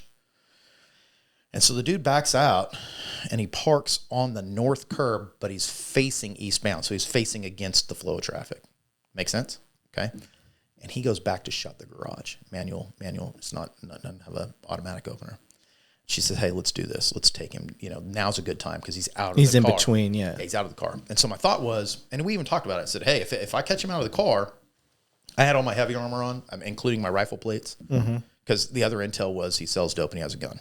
So I'm like, well, if we're going to get shot, I don't know what kind of gun that is. Right. but I want everything I can have on me Yeah. to prevent me from dying. So I'm coming down this long street. And I told her before I did it, I said, hey, if he runs into the house, this is a SWAT standoff. I'll go to the back where I can see, if he comes out the back, you stay at the front in your unmarked, armor up, and we'll just call the big boys. Yeah. Let SWAT come in, do SWAT things. That's not my show, and that's okay because I don't want that show. Yeah. If he runs off on foot, keep eyes on him because I got 60 pounds of gear on, and I'm not a gazelle to start with. No, I'm not even a rhino, so I'm more like a hippo on land, right? I'm not like it's if I can catch him in 10 feet, great. If not, bye. And we'll get. And so we had our directed patrol guys coming, but that transition in between the marshals leaving and our proactive unit coming to back me up is this lag of about a 30-minute window, and of course. That's when he wants to move. Right. Yeah. Of course. So he's out of the car, goes shut the garage. I'm coming down the street, long street, and I want it to be nonchalant because what I don't want to do is nail the engine. Right. Fly down the street and he'll know exactly what's up. Now I got a barricaded person, right? We don't know who's in the house and we don't know, I'm trying to avoid all this crap going through your head. And I'm coming down the street and so I'm going the right way and he's facing the wrong way. And by the time I get down there, he is coming to the vehicle, and it's a truck. If it was a Chevy Silverado, Dodge Ram, something like that, silver in color. Remember that? And as I'm pulling up, he sees me, and his eyes get big. That oh shit look. Yeah. You know what I mean? Like, yeah. Here's the police. And at first, I was like, man, do I just, he's at the truck. Yeah. And at that moment, I make the decision. Nope, we're going to do this. And so what I did, instead of stopping behind him like a normal traffic stop, I pull forward in front of him and block. I won't say block, but I cut in front of him. I didn't make contact or anything, thinking I would incentivize him to run from the vehicle, right? He'd either go back to the house, run from foot. But most people who run don't run in reverse, right? I just didn't think that way. Yeah. I'm thinking he's going to go on foot. And this is some of that. What you plan and what you think can predispose your actions. Right. And so I cut him off thinking that's what he would do. Meantime, Sarah's coming around the short side of the L and turns. Well, I get out, throw my door open, I get out. He's at the bed of the truck. He's not at the door yet. Of course, I dress him pistol out, right? Because I think he has a gun. Hey, get on the ground, you're under arrest. Get on the ground, you're under arrest. He takes off running for the truck and reaction timing, he's going to beat me just because I have to process, hey, this dude's trying to get to the truck and, how am I going to deal with this? And right. So he jumps in the truck. As he's jumping in the truck, I'm yelling at him. And simultaneously, Sarah's coming around the corner and she hears me yelling and she, in her mind, thinks I'm fighting because she hears the commands, but, she just, the sternness and that kind of stuff, she thinks, oh, crap, he's in a fight. So she slides behind his truck. So now we formed kind of a V that's open, but we kind of but we kind of, I don't know how to say that. We kind of bracketed the vehicle. As she gets out, she runs between her vehicle and his. As that's happening, and she had a bright blue Buc-ee's t-shirt on, like it was a neon blue, like. So she was UC still? Yes. Okay. And while that's happening, she's, moving in position, all that. And I didn't anticipate her doing that. She just did that on her own volition, and that's fine. I mean, things go the way they go. I'm addressing him. He jumps in the car, and I never forget, he looks at me, and he does that like little kid, like, haha, beat you, and he locks the door. Well, as he's locking the door, I'm reaching. I got my pistol still out. I'm reaching, and I go to open the door. I see him lock it, and he reaches up in the visor. And my mind instantly goes to, oh, God, there's his pistol. Right? Yeah. And I'm not getting shot. So I start to retreat, still giving commands. But as I'm retreating, she's coming behind the vehicle. I'm retreating. I'm actually retreating to the northeast. She comes behind the vehicle. And for anybody that's not aware of how that works, you start getting tunnel vision. And that was when I lost sound. So my audio exclusion kicked in. I couldn't hear because it wasn't important at that point. My mind thinks I'm in a fight for my life. Yeah. Hearing doesn't matter.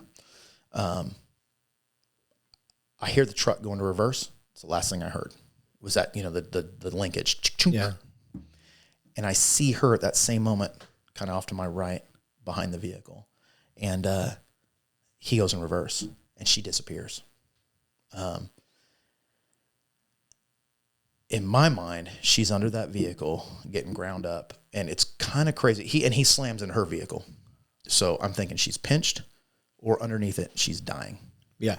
And I'm tight with Sarah, man. I've known her for a long time. And in my mind, I had two visions going through my head. Two things going through my head, not visions. One was a vision. I could see myself sitting at a table similar to this, but like the white card table. I don't know why in my head it's white card table, but it is. And her two sons are on the other side. And I'm explaining to them that I was there when her mom got killed and I failed to protect her. Yeah. So I'm instantly heartbroken, right? And the other thing I remember is shooting a rhythm. That's what I remember. Don't panic, fire. Okay. I thought I shot 2 to 3 rounds. I ended up shooting 9.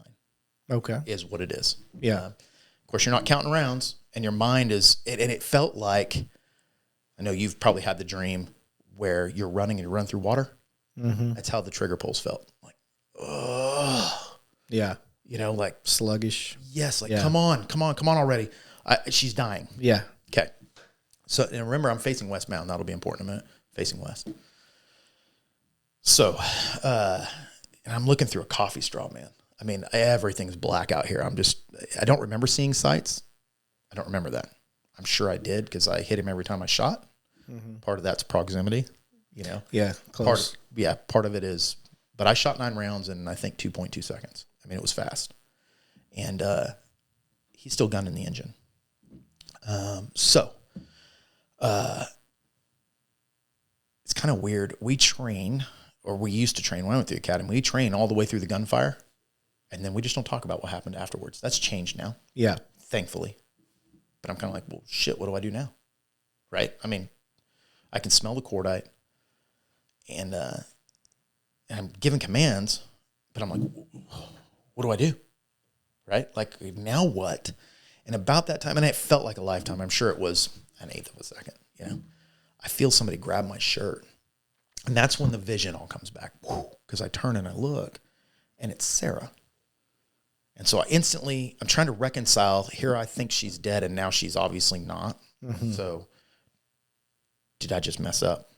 Did I misconceive something? Did I just shoot somebody that didn't need shot? Mm-hmm. Number one. Number two, I'm thinking, how's she here?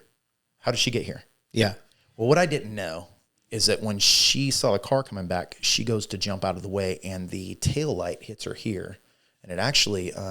bounced her or something? It did a helicopter. It threw her out in the yard. Oh, okay. Okay, but it tore her bicep tendon, ruptured a couple discs in her back. I think it broke her scapula. It tore up her rotator cuff. I mean, she was jacked up. Right. Just in adrenaline, she got up. Well, she could tell that story better. But basically, she said, "Man, I'm laying there. I hear gunfire, and I got to get the heck out of the way." Yeah. Because I don't know where it's coming from. It's over there somewhere. So she runs up. I had backed up towards this tree, and she comes around that tree. Okay. Right? And I remember looking at her and thinking, okay, she's here. I got to put all this aside because I still got a bad guy. I don't know if he's alive, dead, what's going on. But he's not following my commands. The car's still in, the rev, it's up against the truck. I can hear again. And I remember thinking, shit, Sarah doesn't have armor on. And on the front porch, sorry, I forgot to mention all this. On the front porch, when this all goes down, his 4-year-old daughter and his wife are standing there. Oh. Yeah, that bothers me, man. I ain't gonna lie, that bothers me. Yeah. He made a decision to get killed that day. They didn't make that decision. And they are, it just is what it is, man. Yeah. Breaks my heart because I'm a dad too. Yeah. You know? Right. That's not cool, man. And, sorry. I didn't think I'd get emotional. She's screaming. And, holy shit, what do I do? Yeah. You know? Made me cry, fucker. Dude, I know, I swore I wouldn't. Yeah. But I got a job to do, man. Yeah. And I just went from, I don't know if he's dead or not. I don't know if he's, I don't know if I hit him. I'm looking westbound, and all I can see is the sun reflecting off the glass, and he's still revving the engine, but he's not going forward. So I know he's in distress. I mean, logically, he's in distress. Mom grabs kid, runs in the house, and I think, oh shit, now I've got 2 threats. Yeah. I don't know, is she gonna go get a gun? Yeah. I don't know. So I said, Sarah, stay behind me. I got this armor on. address that house. She goes, I can't get my pistol out. She's right-handed. Oh, right? Her arm's fucked. So I grab her pistol, hand it to her, and I was like, you stay behind me. Do not let them hurt us. We get up to the car. And I said, we're going to move up on this car.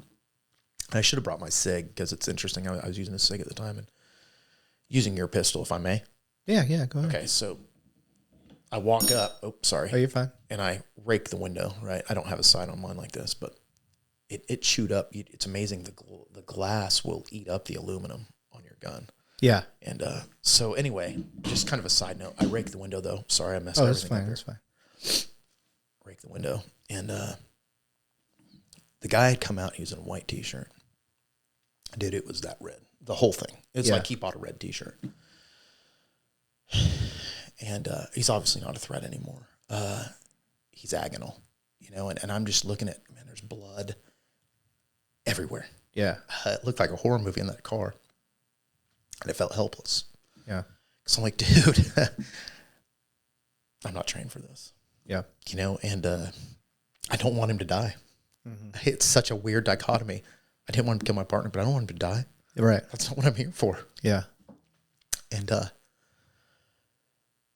sorry, God, I feel like a bitch because I'm here crying, but don't feel like that, man. It's part of the healing process too. Yeah. And so I feel helpless. And Sarah's like, what do we do? Yeah. Like, we got to help him. And I'm like, and I remember thinking, this guy is in deep shit. Like, I got nothing for this. I got a tourniquet, bro. He's hitting the neck. Yeah. He's hit all over in the body. I mean, the shots were where they were supposed to go. Sometimes I think, unfortunately. Yeah. And so what do you do? Yeah. I said, Sarah, and we have this discussion, this quick discussion. She's like, can we pull him out of the car and help him? I don't know. I've never been here before. Yeah. Right? Like, I don't know. Can we? Sorry. And so I'm looking at him and I'm like, man, I don't know, Sarah. I'm going to keep him covered because logically I know he's in trouble, but I'm so scared to let go of my pistol. Yeah. I'm locked on, like, oh God, I'm in trouble. Yeah. Like he can still hurt me, even though he can't hurt me. Yeah. But you just, your mind's in a weird spot. And so I raked the window. I said, you open the door, I'll keep him covered. She opens the door. And obviously his hands are down. And I'll never forget his arm was in the center console. Like it was a truck and it had that big center console and there's just blood pouring out. His phone's ringing and, ringing and the blood's jiggling. I'll never forget that, man. And so I run around the other side of the door and we open the door and all I can say is, man, I'm sorry. Yeah. To the bad guy, you told him you're sorry. Yeah, because dude, I've never told anybody that. Yeah, but I am. Yeah, I want to be part of. I want to be part of that club, man. That didn't have to use that damn thing. And because I know it's dude. Yeah, we've seen way too much death to know that this guy's gonna make it. Right. And I'm literally patting his shoulder. I'm sorry. I wish we weren't here. Yep. And I don't feel bad for what I did because I have to defend my fellow officers. Yeah. And he made that decision. I really wanted to take him to jail and go home and have dinner. That was, I honest to God, thought he was going to run off. We were going to catch him or not. Best case scenario, he gets in handcuffs, goes to jail. I go home, I'm late for dinner. No big deal. It's not what happened. Yeah. And so everything starts to unfold, and here you have this huge, I don't say burden, weight. Because, dude, you don't take a life, intentionally or not. I'm not going to say I didn't shoot him to kill him. I shot him to make him stop trying to hurt my partner. Yeah. Him dying is a byproduct of that. People say, why'd you shoot 9 rounds? Fuck, man, I thought I pulled the trigger 2 or 3 times. And the car was still moving. Yeah. And she's underneath it, Like, people can't wrap their mind around that. And it felt like a lifetime, man. And it was like 2.2 seconds or 2.3 seconds. I mean, it was fast. So, anyway, everybody starts showing up. We call it on the radio, and all that doesn't really matter. other than say that every time I got on the radio and said, hey, we have shots fired, start me unit, start me everybody.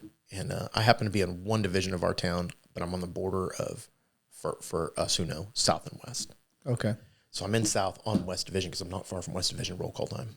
I'm thinking I'll get more help. I'm on radio in West, but I said, hey, patch West, patch South, so that both channels can talk. Mm-hmm. Both. I'm trying to help for people who don't know, but both divisions can talk. I need help. I need everybody. I've still got a threat in the house in my mind. So everybody starts showing up. But every time I called on the radio, and this is getting to mindset, closed channel, shots fired, I need my attorney. Yeah.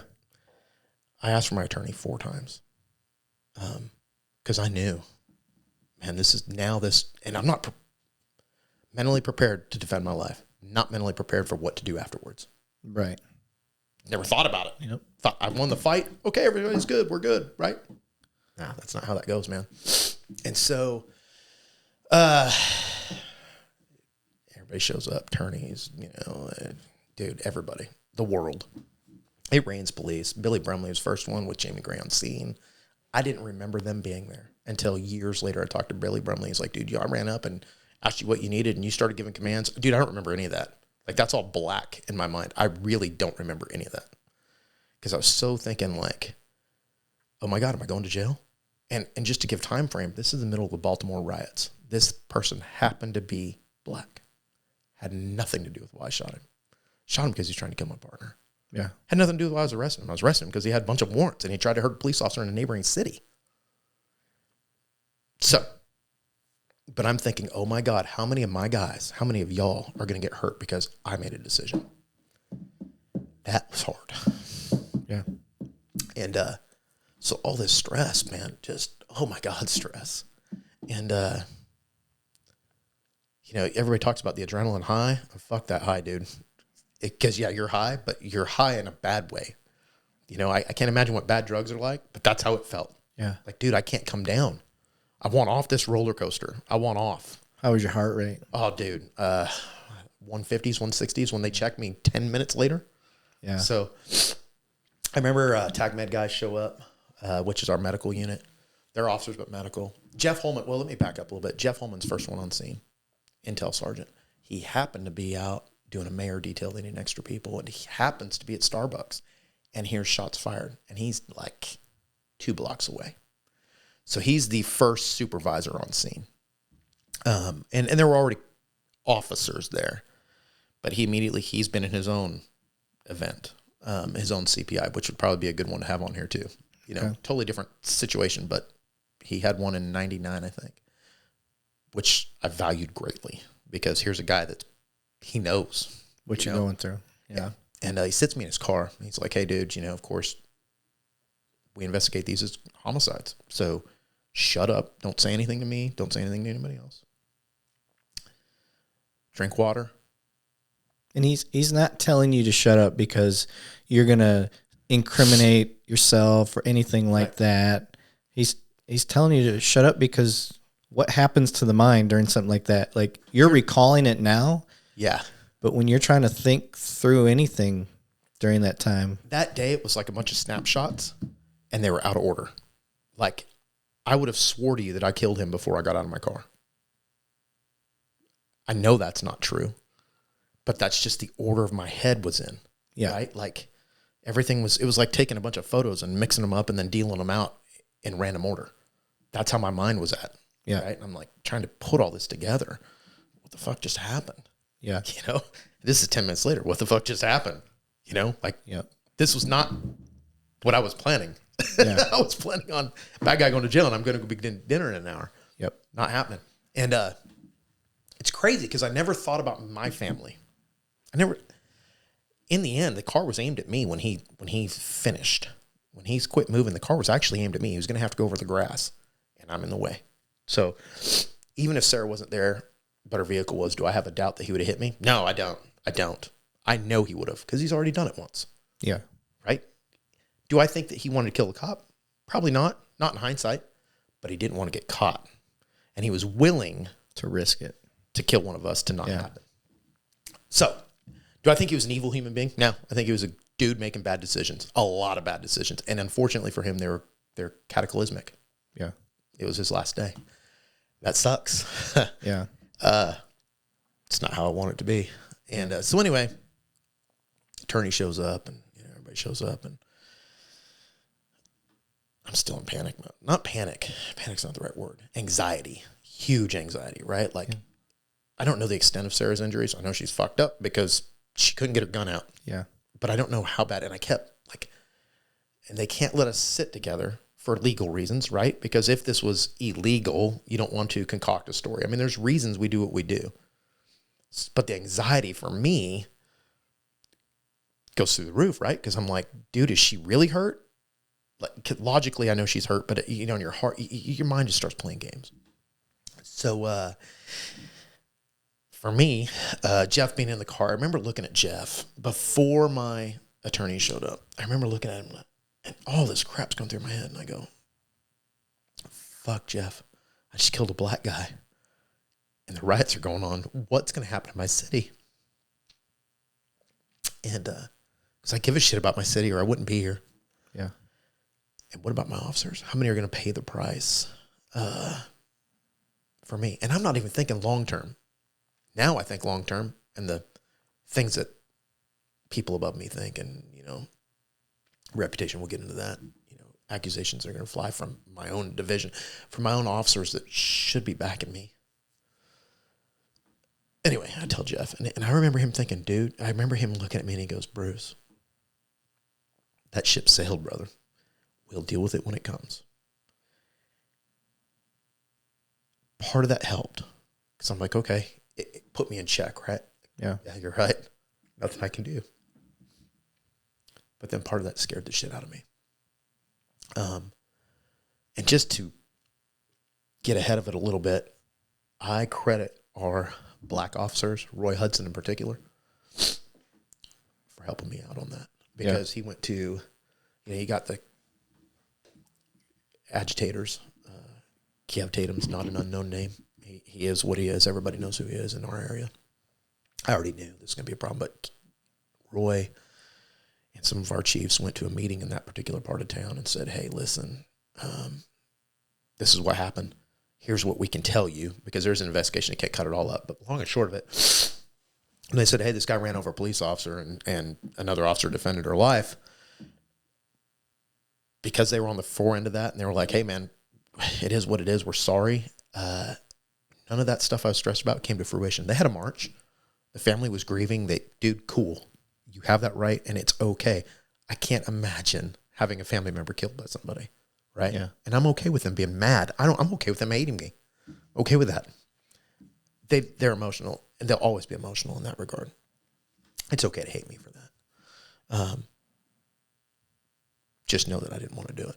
Yeah. But anyway, so we go to Major Case, which is our unit that investigates us. And I'm sorry, I don't know if I can say that name, but that our unit that investigates officers, we go to that office, and of course my attorney's with me at that point. And dude, I gave a statement that night. I got nothing to hide. Like, I tell my attorney what happened. She's like, yeah, okay, this is cut and dried.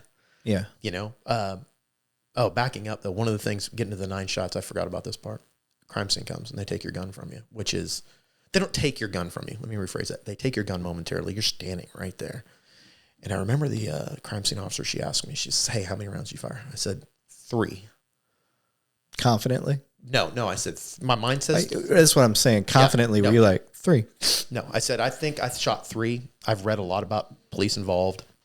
I'm going to double that and say 6. Because that's normally... Yeah.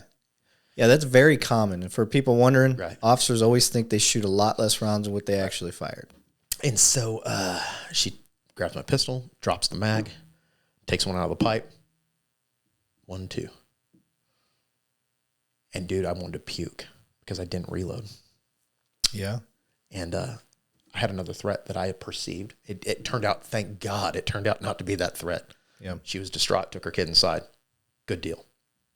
But I don't know, right? You're hyper aware at that point. You're hyper vigilant. And you think it's a possible trap house. You don't know who else. There could be somebody else in there. What I didn't know is he was selling out of the house he was living in. Okay.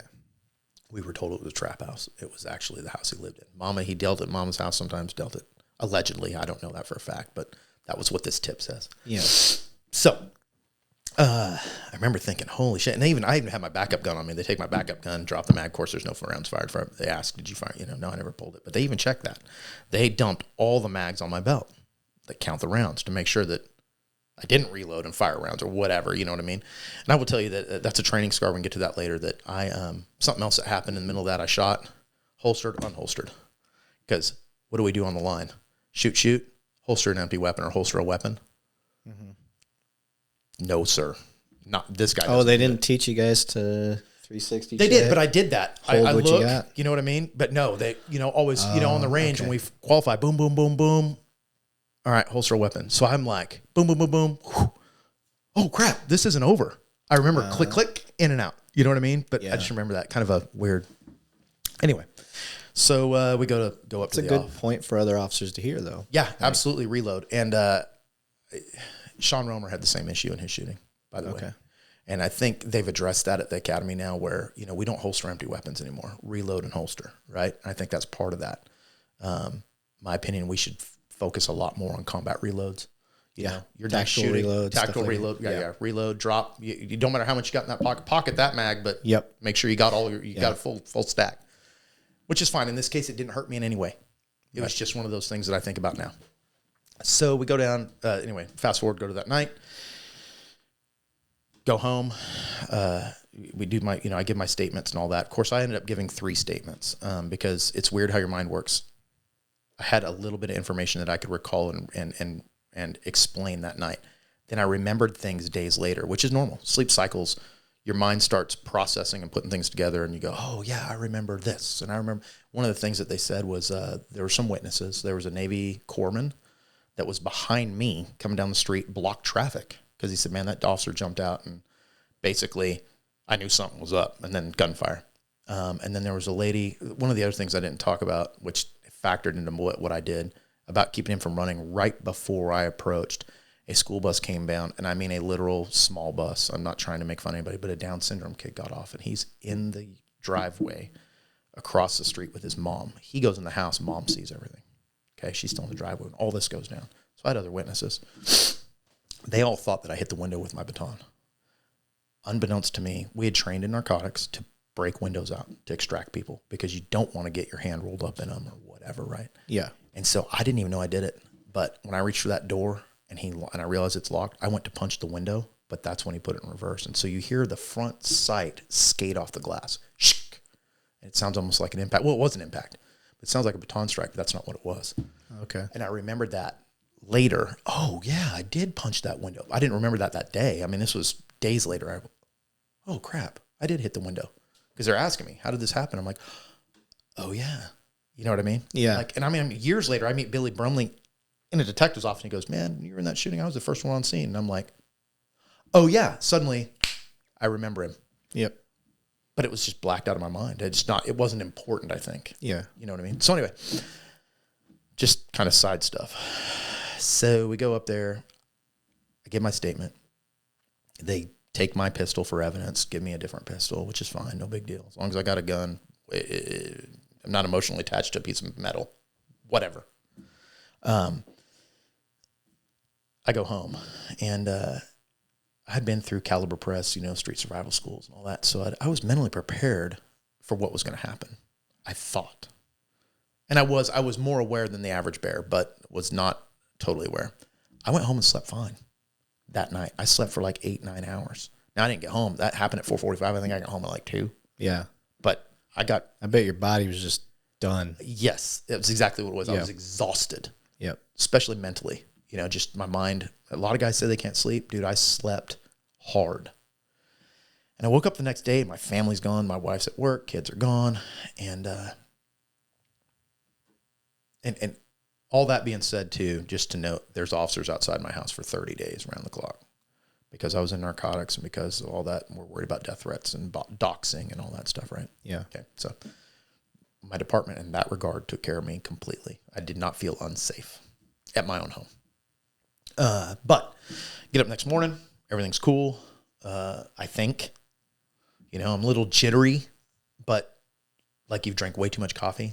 On an empty stomach, like you're kind of shaky, but I'm like, okay, cool, deep breaths, you know, and they tell you don't drink alcohol and all that stuff, which I didn't, you know, because I'm thinking mental health wise, this is stuff I'm going to have to deal with. I was walking through my living room, and there's an island in my house, and we get kind of transitions into the kitchen, or it's attached, but it's like an island that sticks way out. And around that corner, and dude, I hear car tires, which I didn't hear at the scene, but I hear the screeching tire, and I smell gunpowder. Man, and it was like I'm looking at the coffee maker, but everything else tells me I'm not here. And it was like an out-of-body experience almost in a reverse way. It was like my body left, but I'm here, but all my senses aren't, other than sight. Hands started shaking, and I called a couple officers I know. I believe maybe they called me, but I told Travis Verrett being one of them. He's still here. I said, dude, this is what's going on. And he's like, I'm on my way. I can never pay that back. But that probably kept me from being, in the end, that put me in a place where I was okay. Because he and Sean Romer show up, and they're like, dude, we've both been involved in stuff like this. Travis, of course, combat vet from Iraq. Sean, because of what? His CBI. And I'm telling them, hey, man, this is how I feel. And they're like, totally normal, dude. You're okay. Dude, wow. Even now, what a relief. Like, oh, okay. I'm not alone. Yeah. Right? I'm not alone in this. Yeah. Because there'd just be moments where, man, it would hit me and I'd start crying. Okay, that's normal.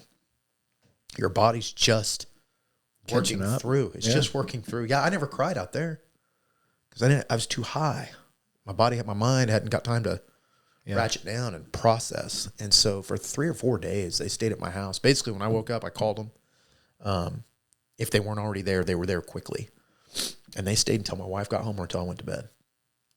And we didn't talk about the shooting, like, hey, this is what happened, but we talked about, what am I feeling? Yeah. What's going on up here? Yep. And I did. I went and saw a psychologist. I'll shamelessly plug her, Renee Lozano in Southlake, former DPD cop. Oh, okay. And her husband's retired, so she gets it. And I went in and I talked to her. I'm like, hey, man, this is what's going on. I just need to hear from somebody who knows this stuff, says, hey, dude, that's cool. Yeah. Very normal. Oh, okay. So I went 3 times, and she's like, dude, you're right on track. You're on track for everything that's supposed to happen. Just ride the wave. Yeah. And that's hard. That's not a ride you want to be on. Hard to get off. Yeah. But you just got to take it. Yeah. So that's the initial thing. Okay. The after effect that bothered me, the stuff that bothers me today, had nothing to do with shooting that guy. Other than that kid. I still think about her every day. I think, God, there's a little girl out there without a daddy. People can judge what kind of daddy he was. It doesn't matter, because to her, that's her daddy. It does not matter. His actions predicated what happened. She didn't deserve that, man. Yeah. She did not deserve that. And that breaks my heart. Yeah. Breaks my heart every day. It's hard from the perspective of a dad. Yeah. It changes your world. Yeah. It changes the way you look at things. I will say, I tell people all the time, I don't want to say not cold-hearted, but I was a lot more callous to shit till I had kids. Absolutely. You know? It changes you. It does. For the better. I agree. It makes you a better person. I'm so much more compassionate. It changed me in a good way. Yep. And I've got 2 daughters, and it's, shoot, I hear butterfly kisses on the damn radio now, and Cinderella. Start crying. Yeah. So. But, right. Yeah. So I get it, man. So, and we'll get to family in a minute, because there was a lot going on there too. And I didn't even realize. I was too wrapped up in everything else to even realize. And I will say that, thank God, my wife, I was married before I was a cop. So she has been amazing. Yeah. And there's years that she's hated me, and it's okay, because I probably earned it. But in the end, she stuck with me, and it's not been easy. But the department afterwards, this is where I get a little passionate and probably a little angry. I think I'm justified in being angry, because some of let me be very clear, not the whole department, certain individuals within. And I don't think that my department embodies F the police officer who got into this. I really don't. We can talk about, you and I both know there are certain officers that have gone through trial, gone on trial, blah, blah, blah. And we can feel how we want about that. But as a whole, the vast majority of police officers in my department supportive and love me, and that matters. Yeah. That matters a lot. So when you explain this, think of it from the perspective of what can I teach other departments? Right. And that's where I'm going to go. So first of all, what happened, sorry, I got to get over that part. We had an interim chief. I get it. A hot topic around the nation right now is pursuits. And this is 6-7 years ago. Right. And they made a rule shortly afterwards and at that time, it's watered way down now to alleviate my situation, some other stuff, terrorist attacks and whatever. But they basically said you cannot shoot into a car for any reason, essentially, is what it said. And that felt like a slap in the face because I was still salty, man. I took 2 weeks off. They made me take 2 weeks off. My at the time lieutenant said, "Hey, dude, all this crap because they were worried about protest stuff, just stay home, process, take care of you." All right, cool. In that 2 weeks, this rule comes out, or shortly right after. I remember it coming out. I'm thinking, how dare you? Yeah. Because you're now basically saying what I did was wrong, and I was not wrong. I was just in what I did. Mm-hmm. And so that was part one. Minor, but it matters because it's starting to set the mental stage for me. So I go back to work. They take me out of narcotics for a short time, assign me down to the academy, actually to the chief's office down there. They had, at the time, they were teaching the, what was that perf class about history, and... Procedural justice? Yes, that was it. Thank you. Sorry, escaping me. Fred Long was over it at the time. Yeah, procedural justice. Yeah, yep. And Fred and I, man, that's one of my heroes. I hope to be that good. I hope that I can be half that supervisor. He's just been amazing to me throughout my career, and we've had a lot of intersections. I've worked for him the most of the time I was in narcotics. But he had left. He'd already left before then, before the shooting. So anyway, they assigned me to him, and I'm at the academy teaching part-time and in the chief's office, with the PIOs and all that. Just kind of lay low. And that I appreciate. Being honest, I did not need to be back out on the street. I wasn't there yet, and it's okay. Yeah. And that for officers, a lot of us take that personal. Man, I'm good. No, I was not good. And but did you think you were good? I did. Yeah. And so, honest to God, think that they did that part with good intent. Yeah. And I'm glad they did it. Because emotionally, if somebody at that time had challenged me or something, I don't think I would have done anything stupid. But I sure don't want that on my conscience that, I punched this guy in the mouth because he asked me a question and, or whatever. You know what I mean? Like, I don't want to, and so they're smart to do that. I wholeheartedly agree with it. So they put me down there. Everything's good. I get back. I hadn't even qualified with that weapon they gave me. So, of course, you have to go through those steps. And this is where things start to go sideways. I'm very raw, just being very honest, right? Like, at that point, I'm still very raw. Because of the change in the... No, not even that. That was in the back of my brain. That just kind of started that train ride. Yeah. But I'm just raw with dealing with this shooting, man. Like, dude, I killed somebody. Mm-hmm. And although I'm okay with it in the sense of I protected a fellow officer and I sleep well at night to this day, it doesn't mean I enjoyed it and I didn't want to be part of that. Yeah. You know what I mean? So, academy, go qualify. I'm coming back up where you guys used to sit, there's that desk in the front. And a specific captain then, he recently retired as a deputy chief, comes up to me and he says, "Hey, let me back up a little bit. We had you annually qualify with your taser and all that stuff, right? I went ahead and did that on my 2 weeks off, just to get it out of the way. And in that class, they discussed this new rule. Okay, so I'm well versed in that you guys made this rule. Right. Don't like it. It is what it is. This captain comes up to me and says, "Hey, are you ready for remedial training?" Man, I haven't even gone to grand jury yet. So immediately I think, you think I'm wrong.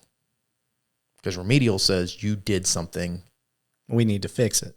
Right. Not that you're a bad cop, not that you're unsavable, but I wasn't wrong.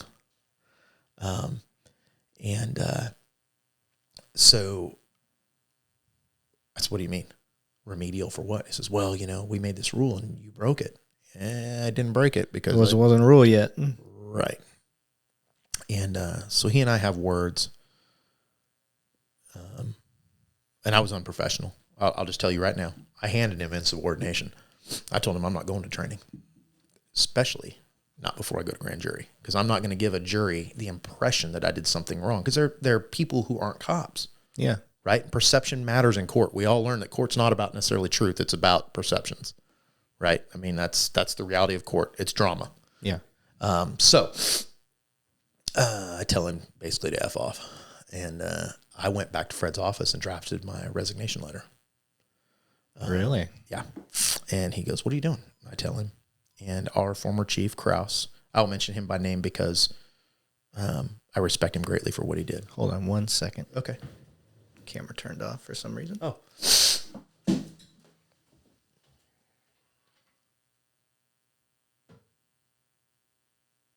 didn't like you. Or me.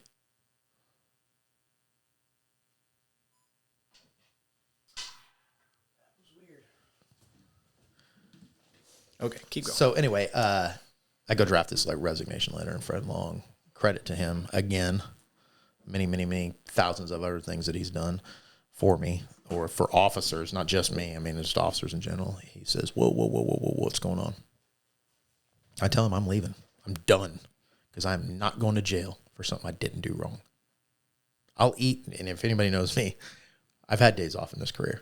Yeah. And screwed that up. I'll take my punishment. Cool. It is what it is. And by the way, I didn't have body camera at the time, which matters because that would have helped a lot in the civil trial. I'm a huge fan of body cameras. Yeah. Because of this instance, especially. So, Fred says, whoa, what's going on? I tell him. He says, you need to call your attorney because that's not right.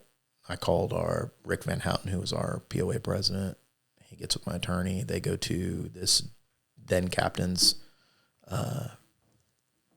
boss, who is Renee Camper. And basically, he never told her that they were going to try to do training. He went around her. And this individual, basically, she said, hold up, stop. And essentially what came down out of that was, give me 30 days. So I shredded the resignation, or the resignation got shredded. Let me rephrase. I didn't shred it. It got shredded, and none of that matters. Other than say that when I start bad-mouthing certain individuals, I want to be very clear there were some people that really took care of me. So I'm not bad-mouthing my department.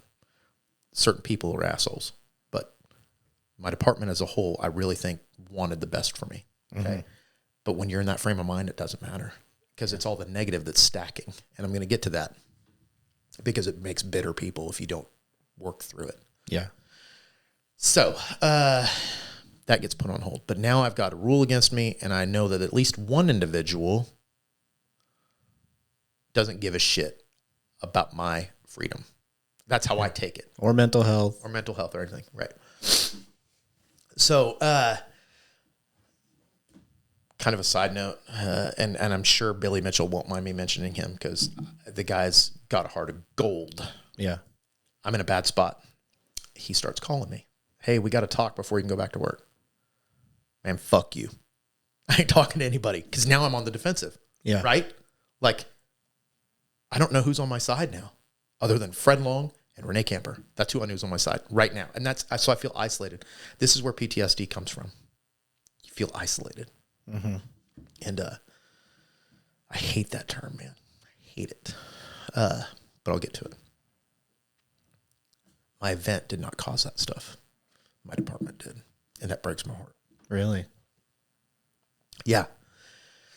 So, Chief Kraus, then deputy chief, I think, walks by the office and hears this conversation with Fred.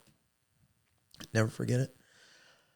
He says something to me about, hey, man, whoa, because I'm off the rails, dude. I'm mad and vocal. Yeah. And you know me, I'm vocal, right? I wear it right here. You know where I'm at. Hey, man, hold up. Maybe this individual, I don't want to badmouth anybody, so I'm not going to mention my name. Okay. But this individual maybe didn't mean malicious stuff. It doesn't matter. Again, perception matters, right? In my mind, maybe he didn't. He has friends in his department that swear by him. Some people hate him. It is what it is. Some people hate me. I don't like him because of what I perceived. He's gone now, so it doesn't matter. But anyway,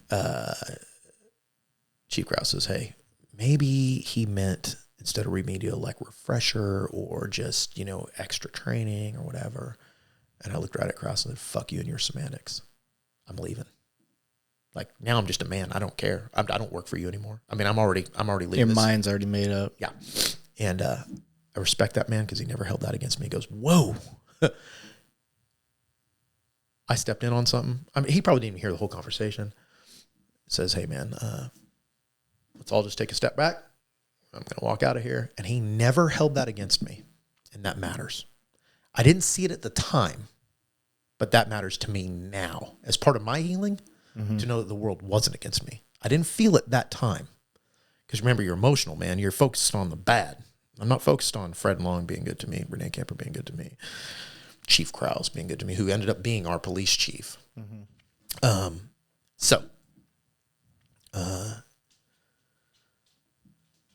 bitter, right? Mad.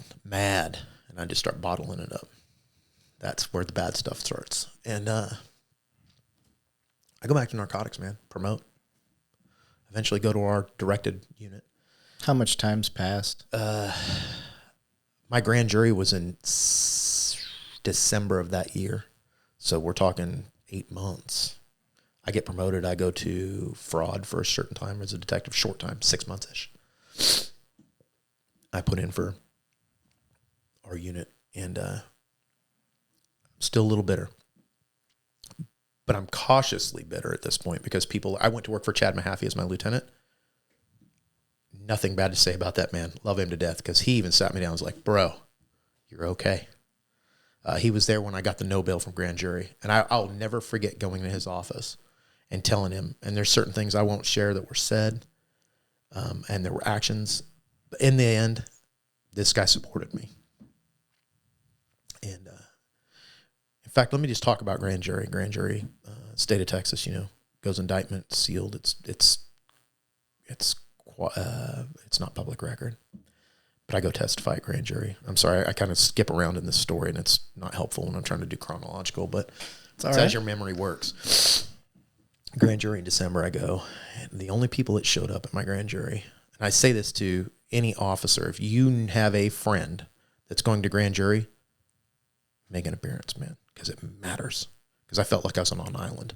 The only people that showed up was our union guys, or our association guys. We can't have a union in Texas, but essentially our union reps, our board. And I was part of the board at that time, so, they are friends. They weren't there because I was a union guy. They're friends. Lloyd Cook's still a great friend of mine, Anyway, they show up. My family's there. Sarah's there with her family. That's it, man. And that's a lonely island to be on. Yeah. And so our department does a bad job of notifying officers. Hey, man, this guy's going to grand jury. Reach out, right? Because if I didn't tell you, which is partially on me, I didn't communicate that, hey, I'm stressed out, I'm worried. But nobody reached out with the exception of one person on command staff, and I'll talk about that because it made a huge difference for that individual to me. And started helping. This is kind of my road to helping me reconcile that not everybody hates me. Sorry, my nose ran a little bit. So grand jury, of course, I'm the last to testify because I'm the shooter. That's how that goes. I get no bail. But in the process of me testifying, getting off the stand, and me getting the no bail, right, we're waiting, Chief Dean shows up, Ken Dean. Colonel, I believe, in the reserves, I think.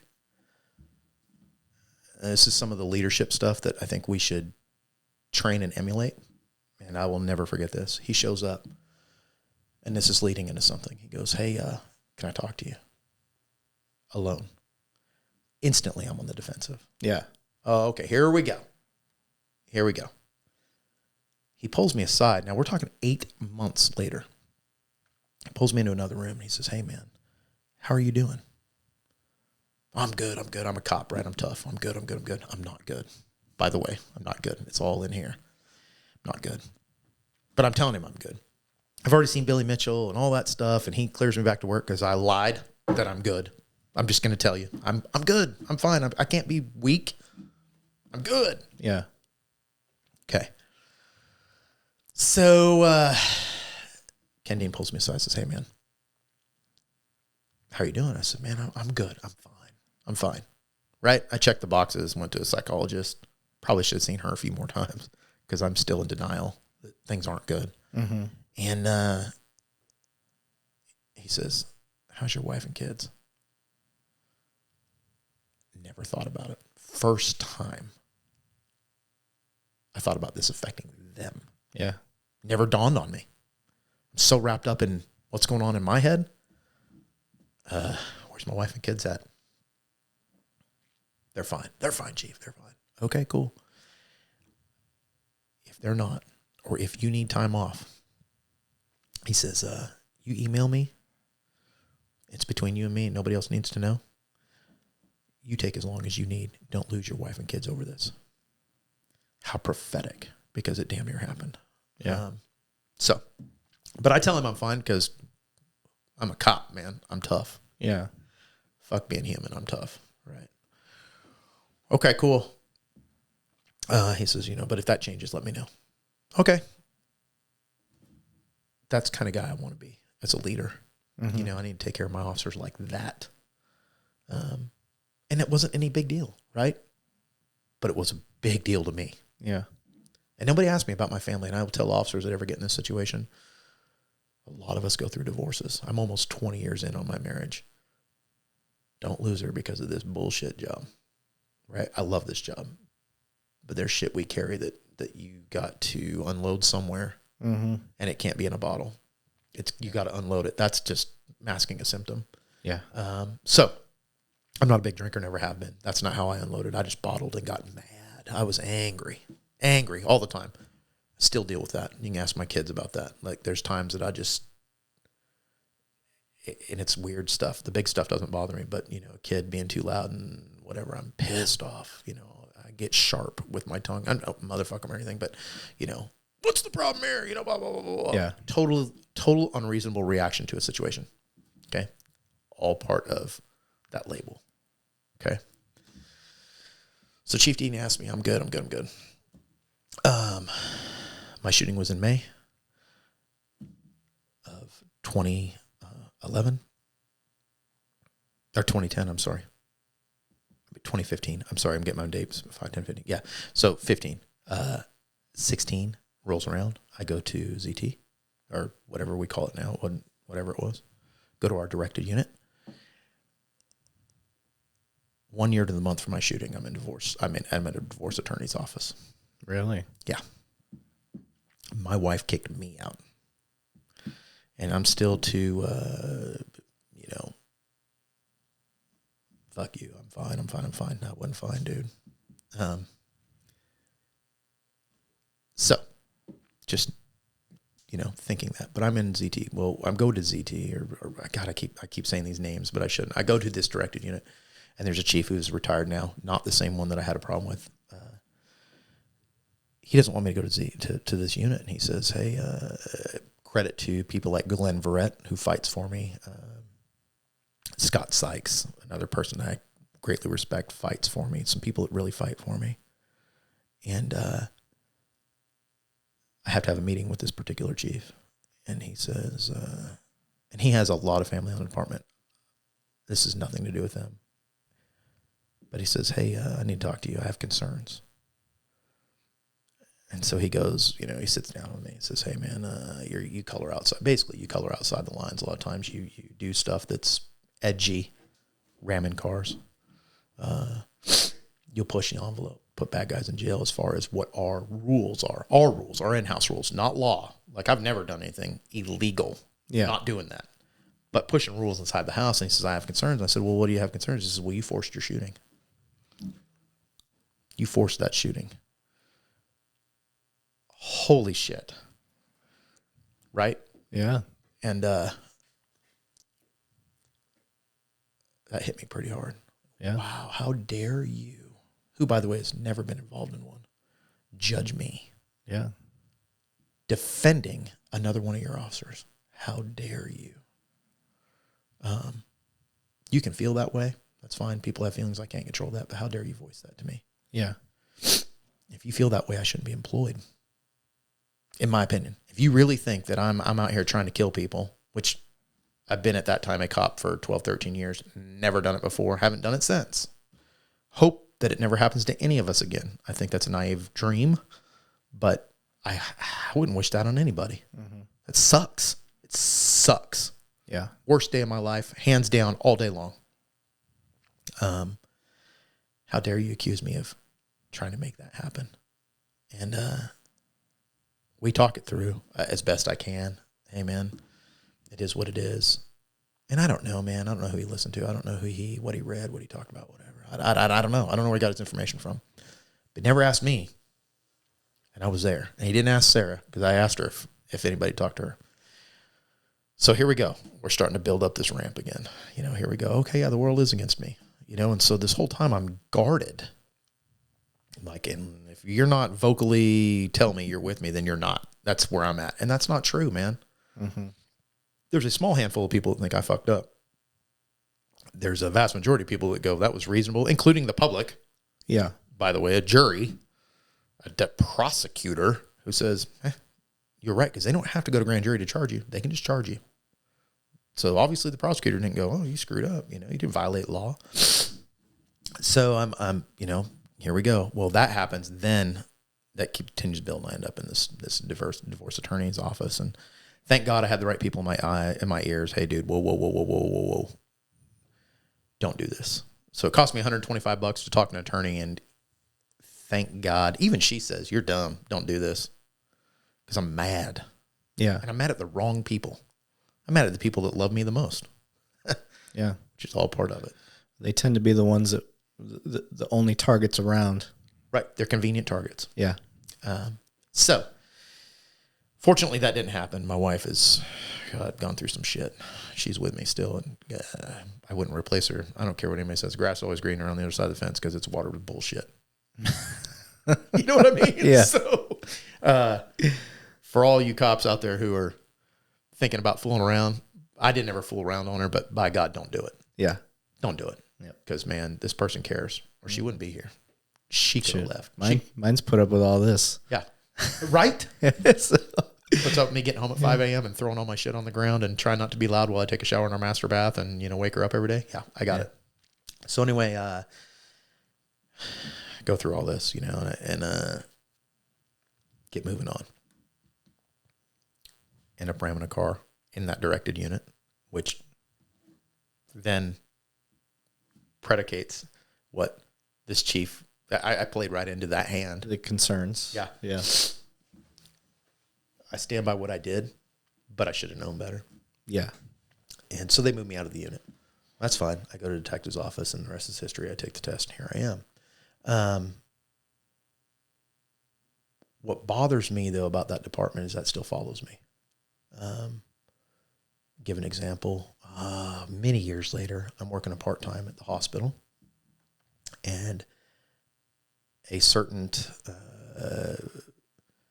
president of an organization within our department,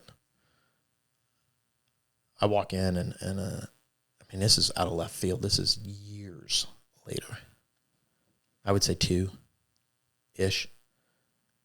I walk in and he's in there, and he's a big dude. He's a strong guy. I worked with him in narcotics and stuff, and he approaches me.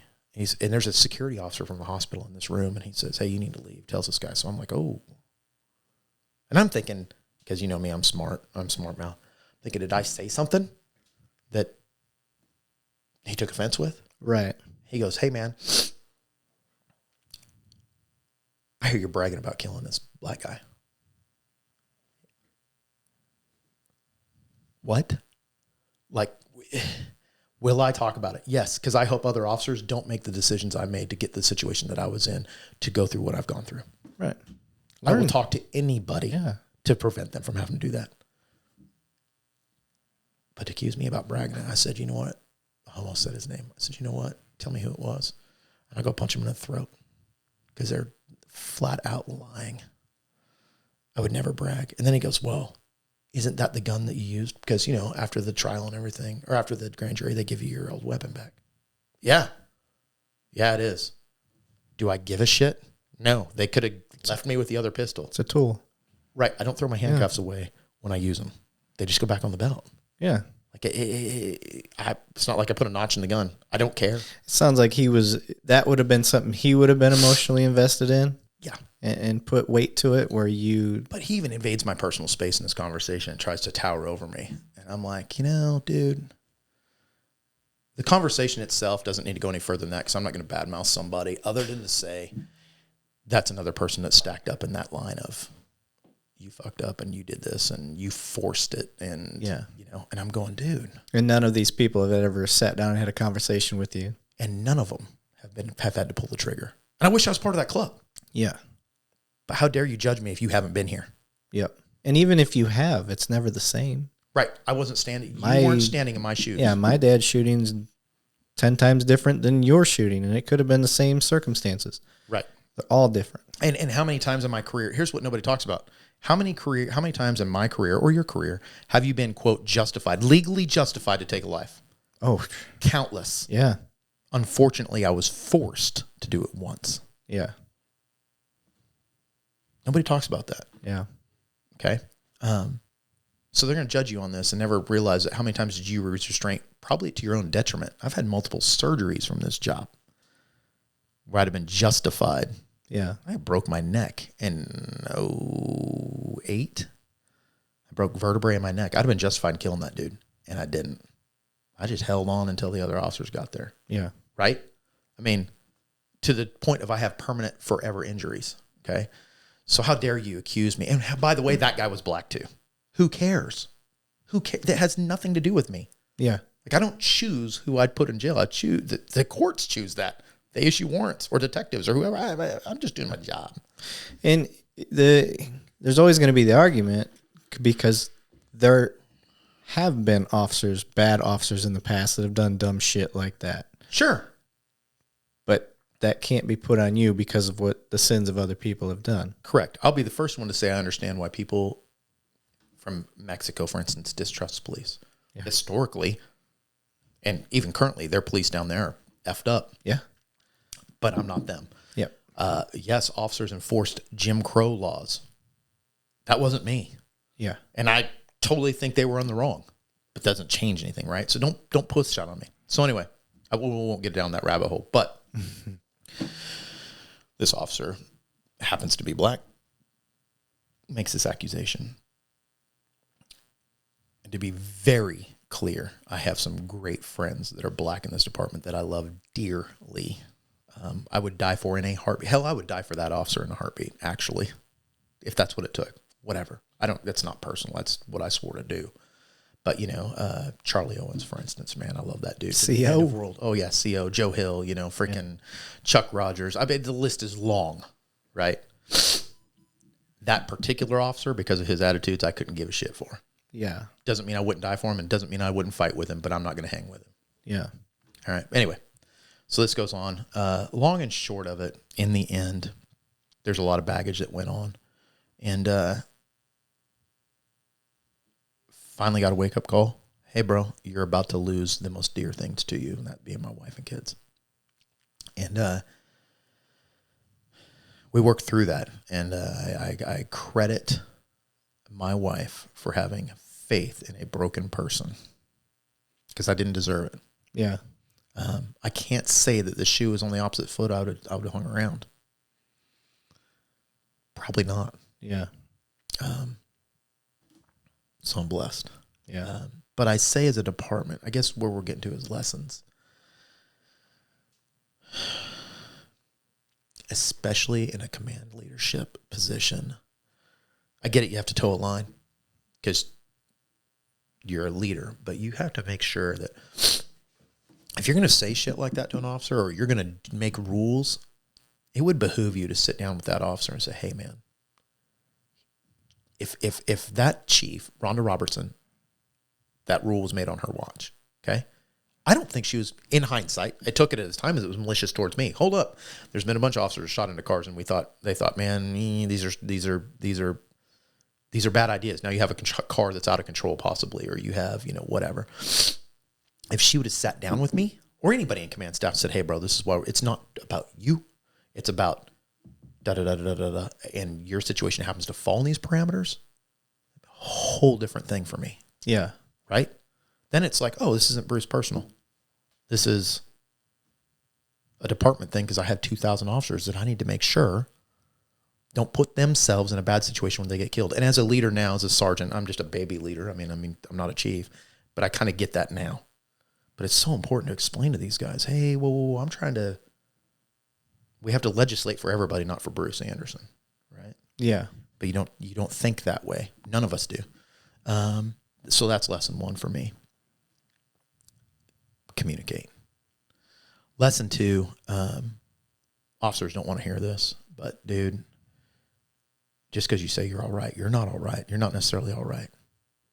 Reach out to some people, even if it is a year later, and say, hey, bro. And I was too proud. Don't let your pride hurt you. I almost lost everything most dear to me because of my pride. That's the end all be all. I'm too cool. I'm too tough. I am tough. I think it's a lot tougher to admit that shit. Yeah. And I'll be honest with you, I'm on medicine for it. Okay. Yeah. Every day I take a pill to try to help. And I say that, not because I'm proud of it, but I know other officers who are ashamed to say it. Fuck it, I'll stand on that. I'll stand on the hill with you. Yeah. It's okay. You're human. And I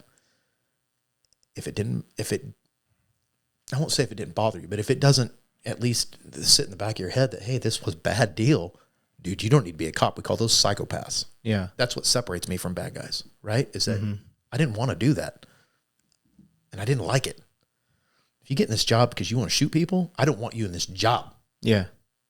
Right? We need to put you in jail because it's going to happen at some point, So being very clear, just because you use force doesn't mean that you wanted to.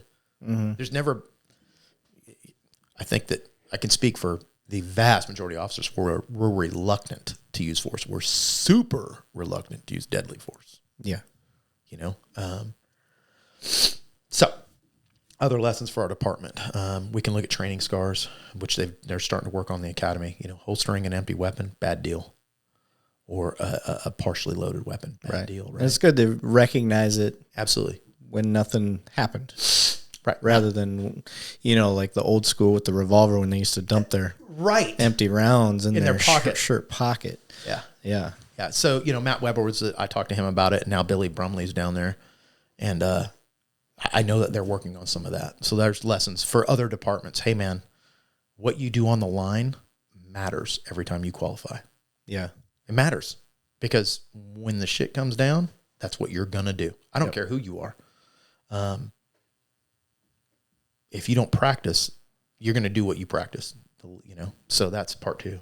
3 being people like Joe Hill, who actually sat with me.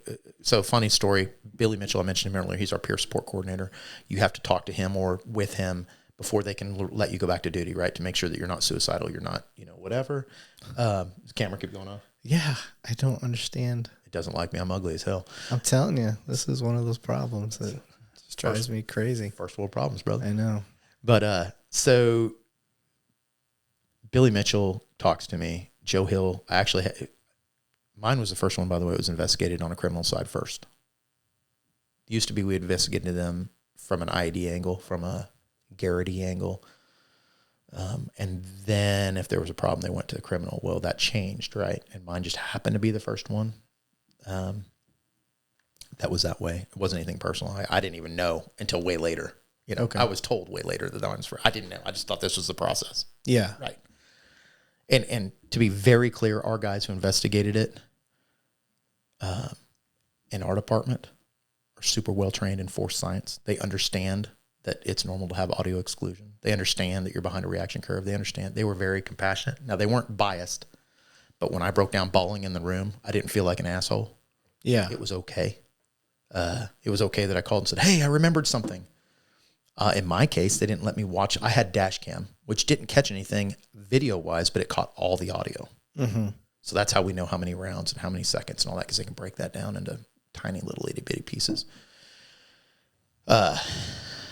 So I don't want, being very clear, major case in my I have nothing bad to say. They were fair, and that's all I can ask, right? Mm-hmm. Okay. But Billy Mitchell and his group, we need to train officers that this is how this is going to go. You have to talk to these people. I brought my attorney because I was like, F Billy Mitchell, I'm pissed off. Everybody hates me. God's grace to that dude. Because he was like, didn't take it personal. Was he irritated? Probably, because I was a bit of an ass. Being fair, I was angry. Mm-hmm. Never took that personal. I think the world of that guy. And that group. Joe Hill came in, sat down with me. I trust Joe. He had been in a CPI. So I'm like, okay, this guy gets it. I'll let him sit in here with me. Right? Hats off to dudes like that. But for other departments, I don't know how they work. But those little pieces of support took me from being angry, took me from being swallow my gun to just being angry. Right? Yeah. I can take being angry.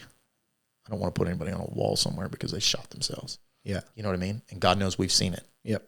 And that's heartbreaking. Mm-hmm. Other than that, communication, man. And the biggest thing is with chiefs, and I would say this to our current administration, man. Our current chief, we worked in patrol together, so that gives me some faith because at least I know that he's been a cop. But you got to communicate with your guys that, hey, man, this isn't personal about what I'm doing or why I'm doing it. A little bit of explanation helps.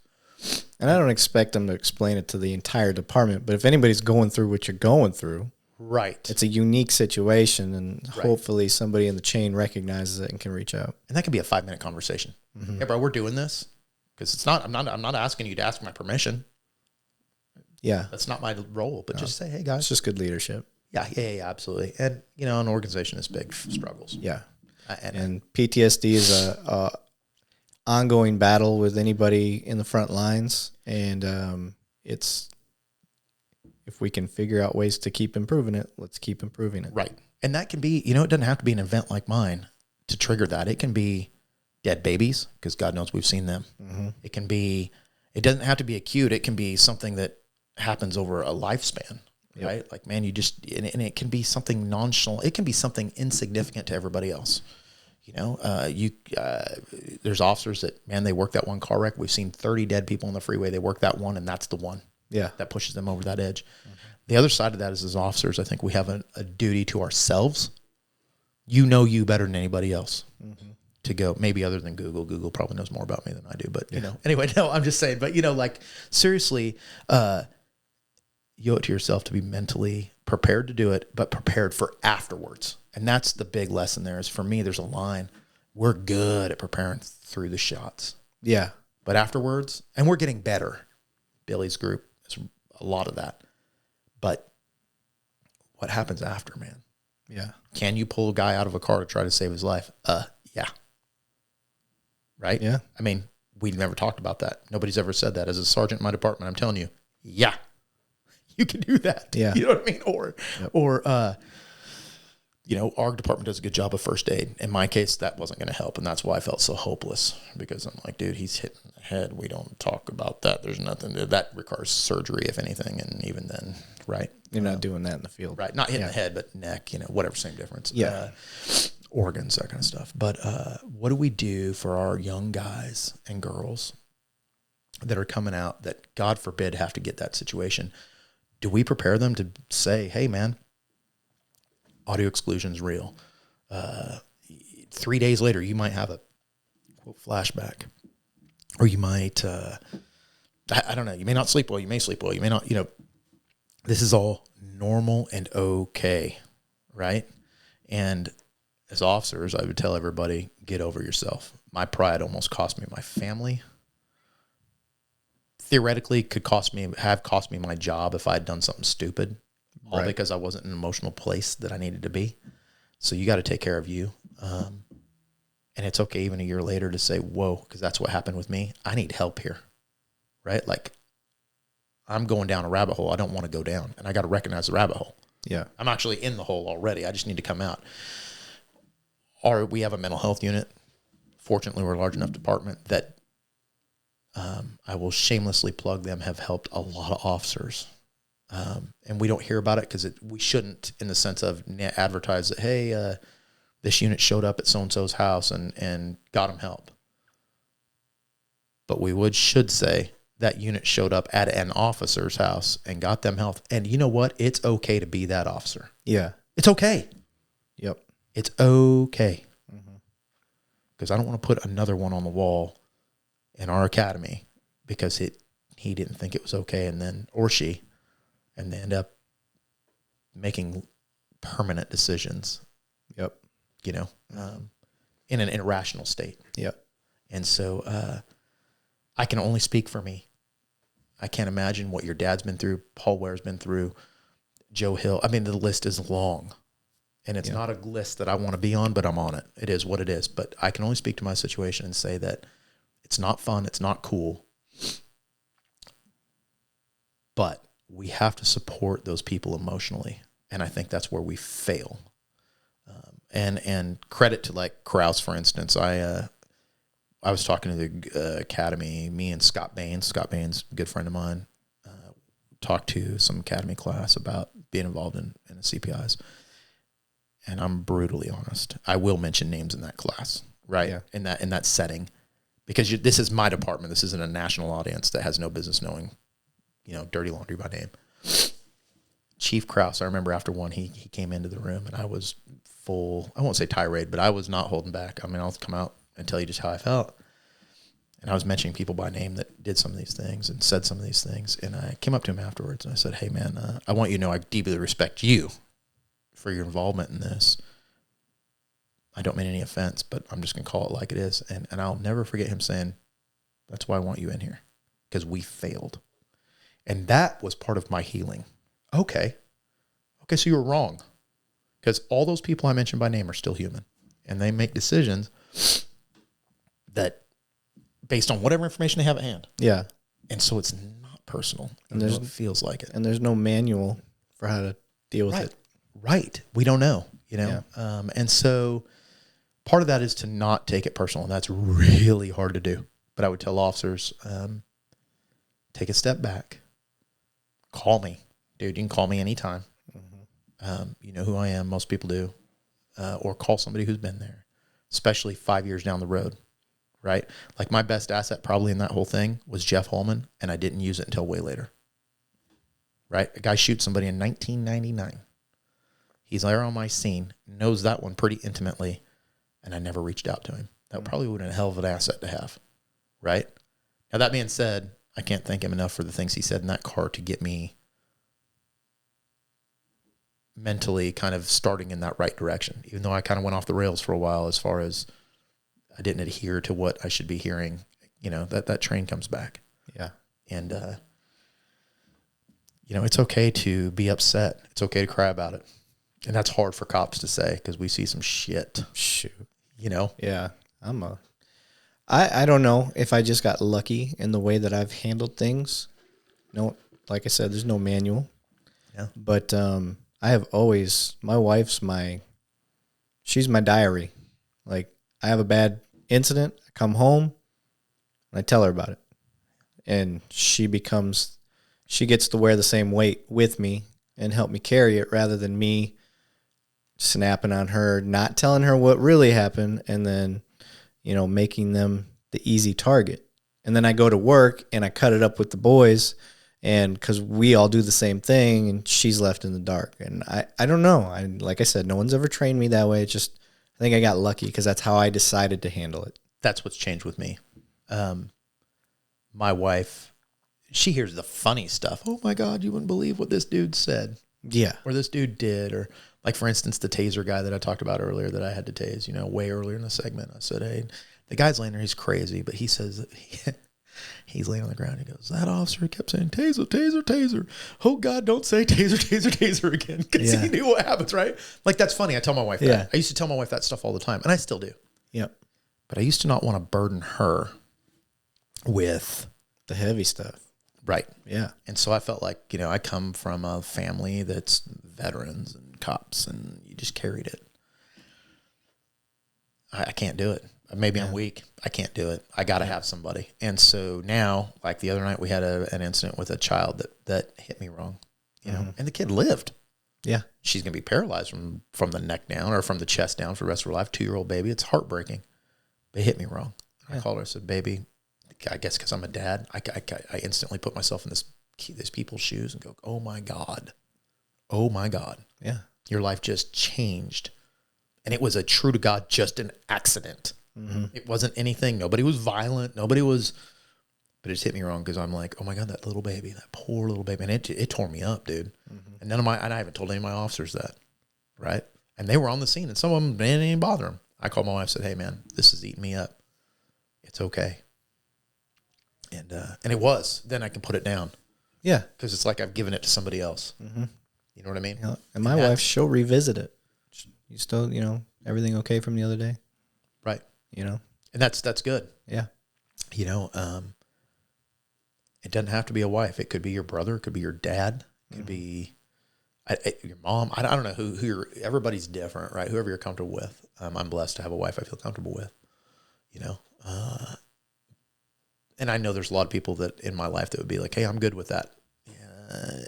And I appreciate it. But, yeah, unfortunately she swore to be with me forever. So, well, we can just do this together. But yeah, I used to not be that way.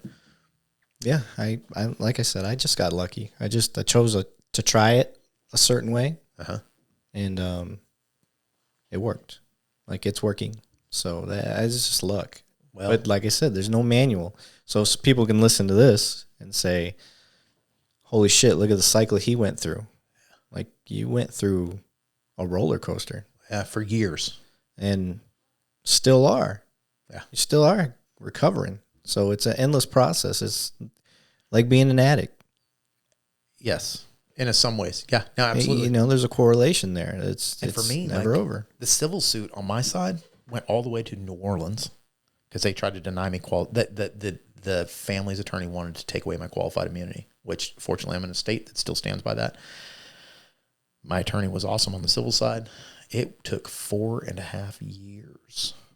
November of 19 is when my final disposition came out of the civil side. Jeez. Yeah. So that's just one more stressor. 54 months of worrying. Yeah. Even though everybody can say, hey, dude, you're good. Even my attorney, dude, this is bullshit. You're going to be fine. You're good until you're that case. Right.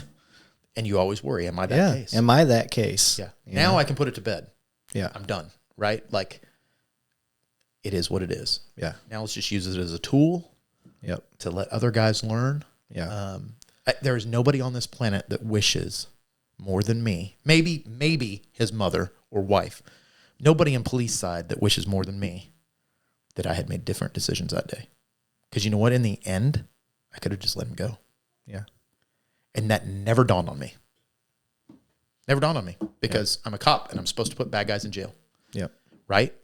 So we are like race dogs or race horses or whatever. When the race starts, we don't get off that track. And so it never dawned on me that, hey, dude, this guy can just drive away and we don't even have to pursue him. I had an unmarked asset there that could have just followed him until we got to a safe place. But I didn't think about that day. Mm-hmm. Everybody else gets that opportunity in their office to think about AC. Yeah. Like, oh, what would I have done? Dude, you weren't there. Yeah. I think about it all the time. Yeah. I think about it now on traffic stops. What am I going to do? Or in situations, what am I going to do if? And God knows, I've never made decisions that were illegal. But I'm human, and I've definitely made decisions that were less than optimal. Yeah. Right? I think even in anything, pursuits, I go, what could I have done differently that maybe not let him leave? Or what could I have done? We got in a fight with somebody. What could I have done differently to prevent that from happening? Because in the end, I just want to take you to jail. Or really, in the end, I don't even want to do that. Yeah. I mean, being real. That's what I tell people. The best night I have is the night that I don't have to go to the jail. Yeah. The less paperwork I can avoid, we're like everybody else. Yeah. Don't get us wrong. We like our job, and we're going to do it if we have to. But if I can avoid it by telling you, like, have a nice night, you go that, I'm going to go that way, that's the best. Right. Because I don't have to work. All I did was talk to people, and I love talking to people. Yeah. That's a good night as a cop. Yeah, when you can stop a car, I work midnight, so we get a lot of drunks, right, for instance. So I do stop a lot of cars because I owe it to the safety of our citizens not to get killed by a drunk driver. You walk up to somebody and, hey, man, you didn't have your headlights on, or I don't know, whatever the stop is. Nope, they're not drunk. Have a good night, sir. Oh, my God, that's the best traffic stop ever. Yeah. Like, I wish all of them were that way. The majority of the time it was like, oh, I was texting. All right, dude. Right. Or I just left I didn't see the stop sign or whatever. Yeah. But we have to make those stops because I don't think anybody in society says, I want my cops to be firemen and sit at the house until they're called. Yeah. No offense, firemen.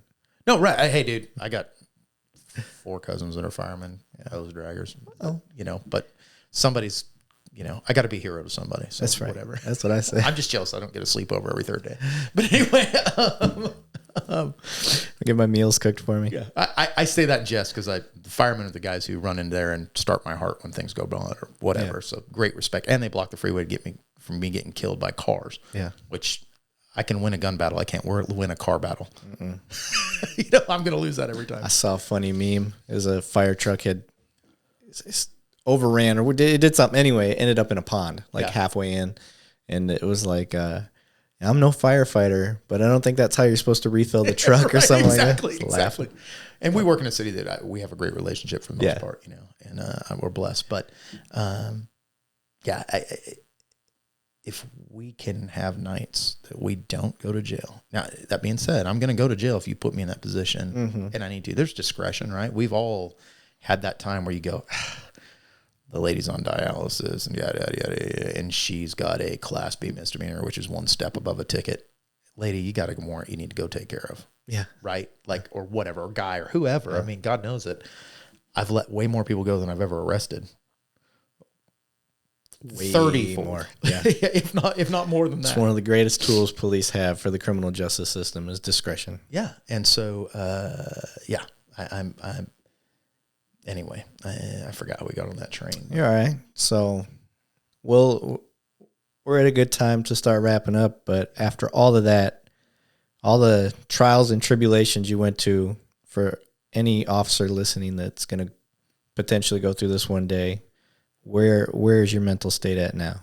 I'm good, man. I mean, and I don't say, I'm good, man. No, really. I love what I do. I wouldn't trade it. Yeah. Even with everything that's going on in America right now, I wouldn't trade it. Yeah. And I greatly respect anybody who wants to come into this job now. And I'm sure your dad said it when we all started, what a bunch of damn idiots. It ain't like it used to be. I would never do this job if I had to start over. I would do this job if I had to start over today. Yeah.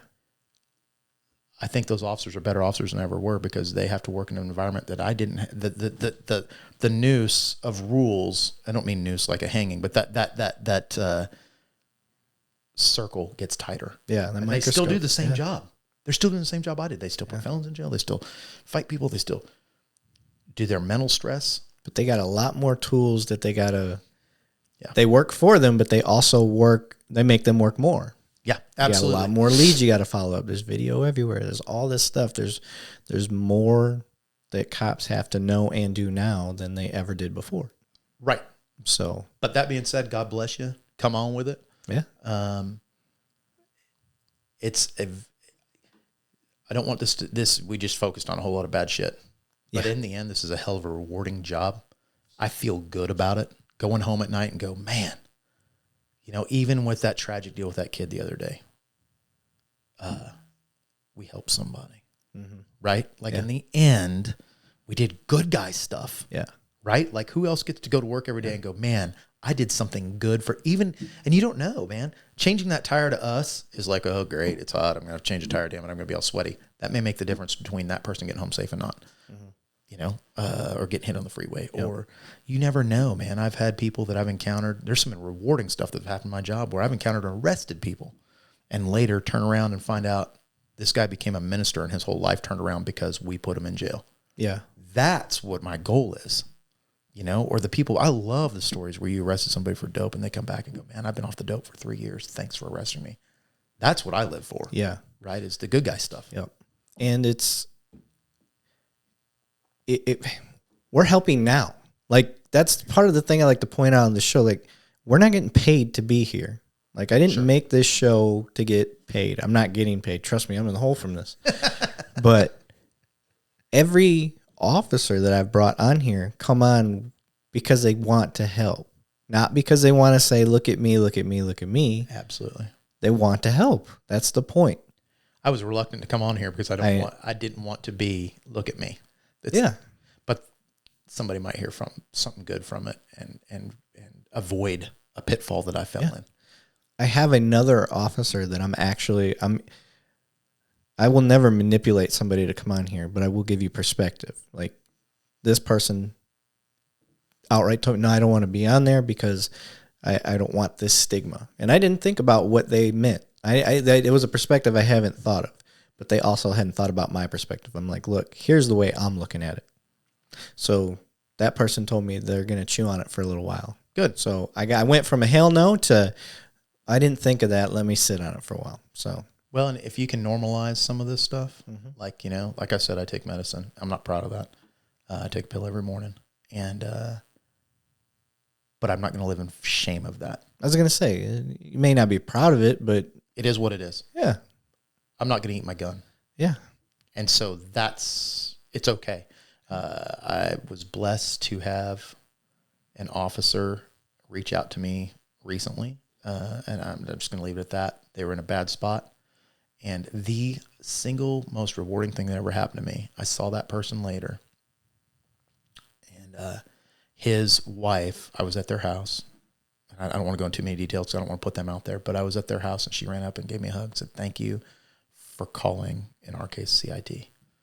Because he was at that edge. Yeah. And now he's good. Yeah. Like, and he's on medicine. And I won't say his name because that's not my place. But it's okay. And that's what I told him. I said, hey, dude, welcome to the club. It's okay. Yep. And he's a vet and all that. He's got a lot of baggage before this even, right? And it's okay. Yep. Because you're not being part of the 22 a day. Yeah. And you're not being part of, God, I don't even know what law enforcement is. I got a guy from, it's called the Blue Voice. He's reached out to me when I first got started, kind of, hey, welcome, see what you're doing, like it. This is what I do, just so you know. I was like, all right, cool. And he just left it at that. And then I started, like I do with everything, I'm like, all right, let me see what he's about. Let me see his stuff. And it's all about PTSD and dealing with stuff like this. And but that's solely all he focuses on. It's like, and calls it the Blue Voice. So I'm going to try to get him on here because that's more of his specialty. That's awesome. So yeah, so I want to get him on here and it should be good. Man, I just want to reiterate, if anybody ever feels like they're alone, they're not. Shit, call me. Call you. Even if I can't give you the answers, I can put you in touch with somebody I trust that will. Start getting you in the right direction. Yeah, because I think that we can't put any more people on the wall because of the baggage we carry. Well, I appreciate you being here, brother. Thank you, man. Appreciate it, man. Get this going. It's a good episode.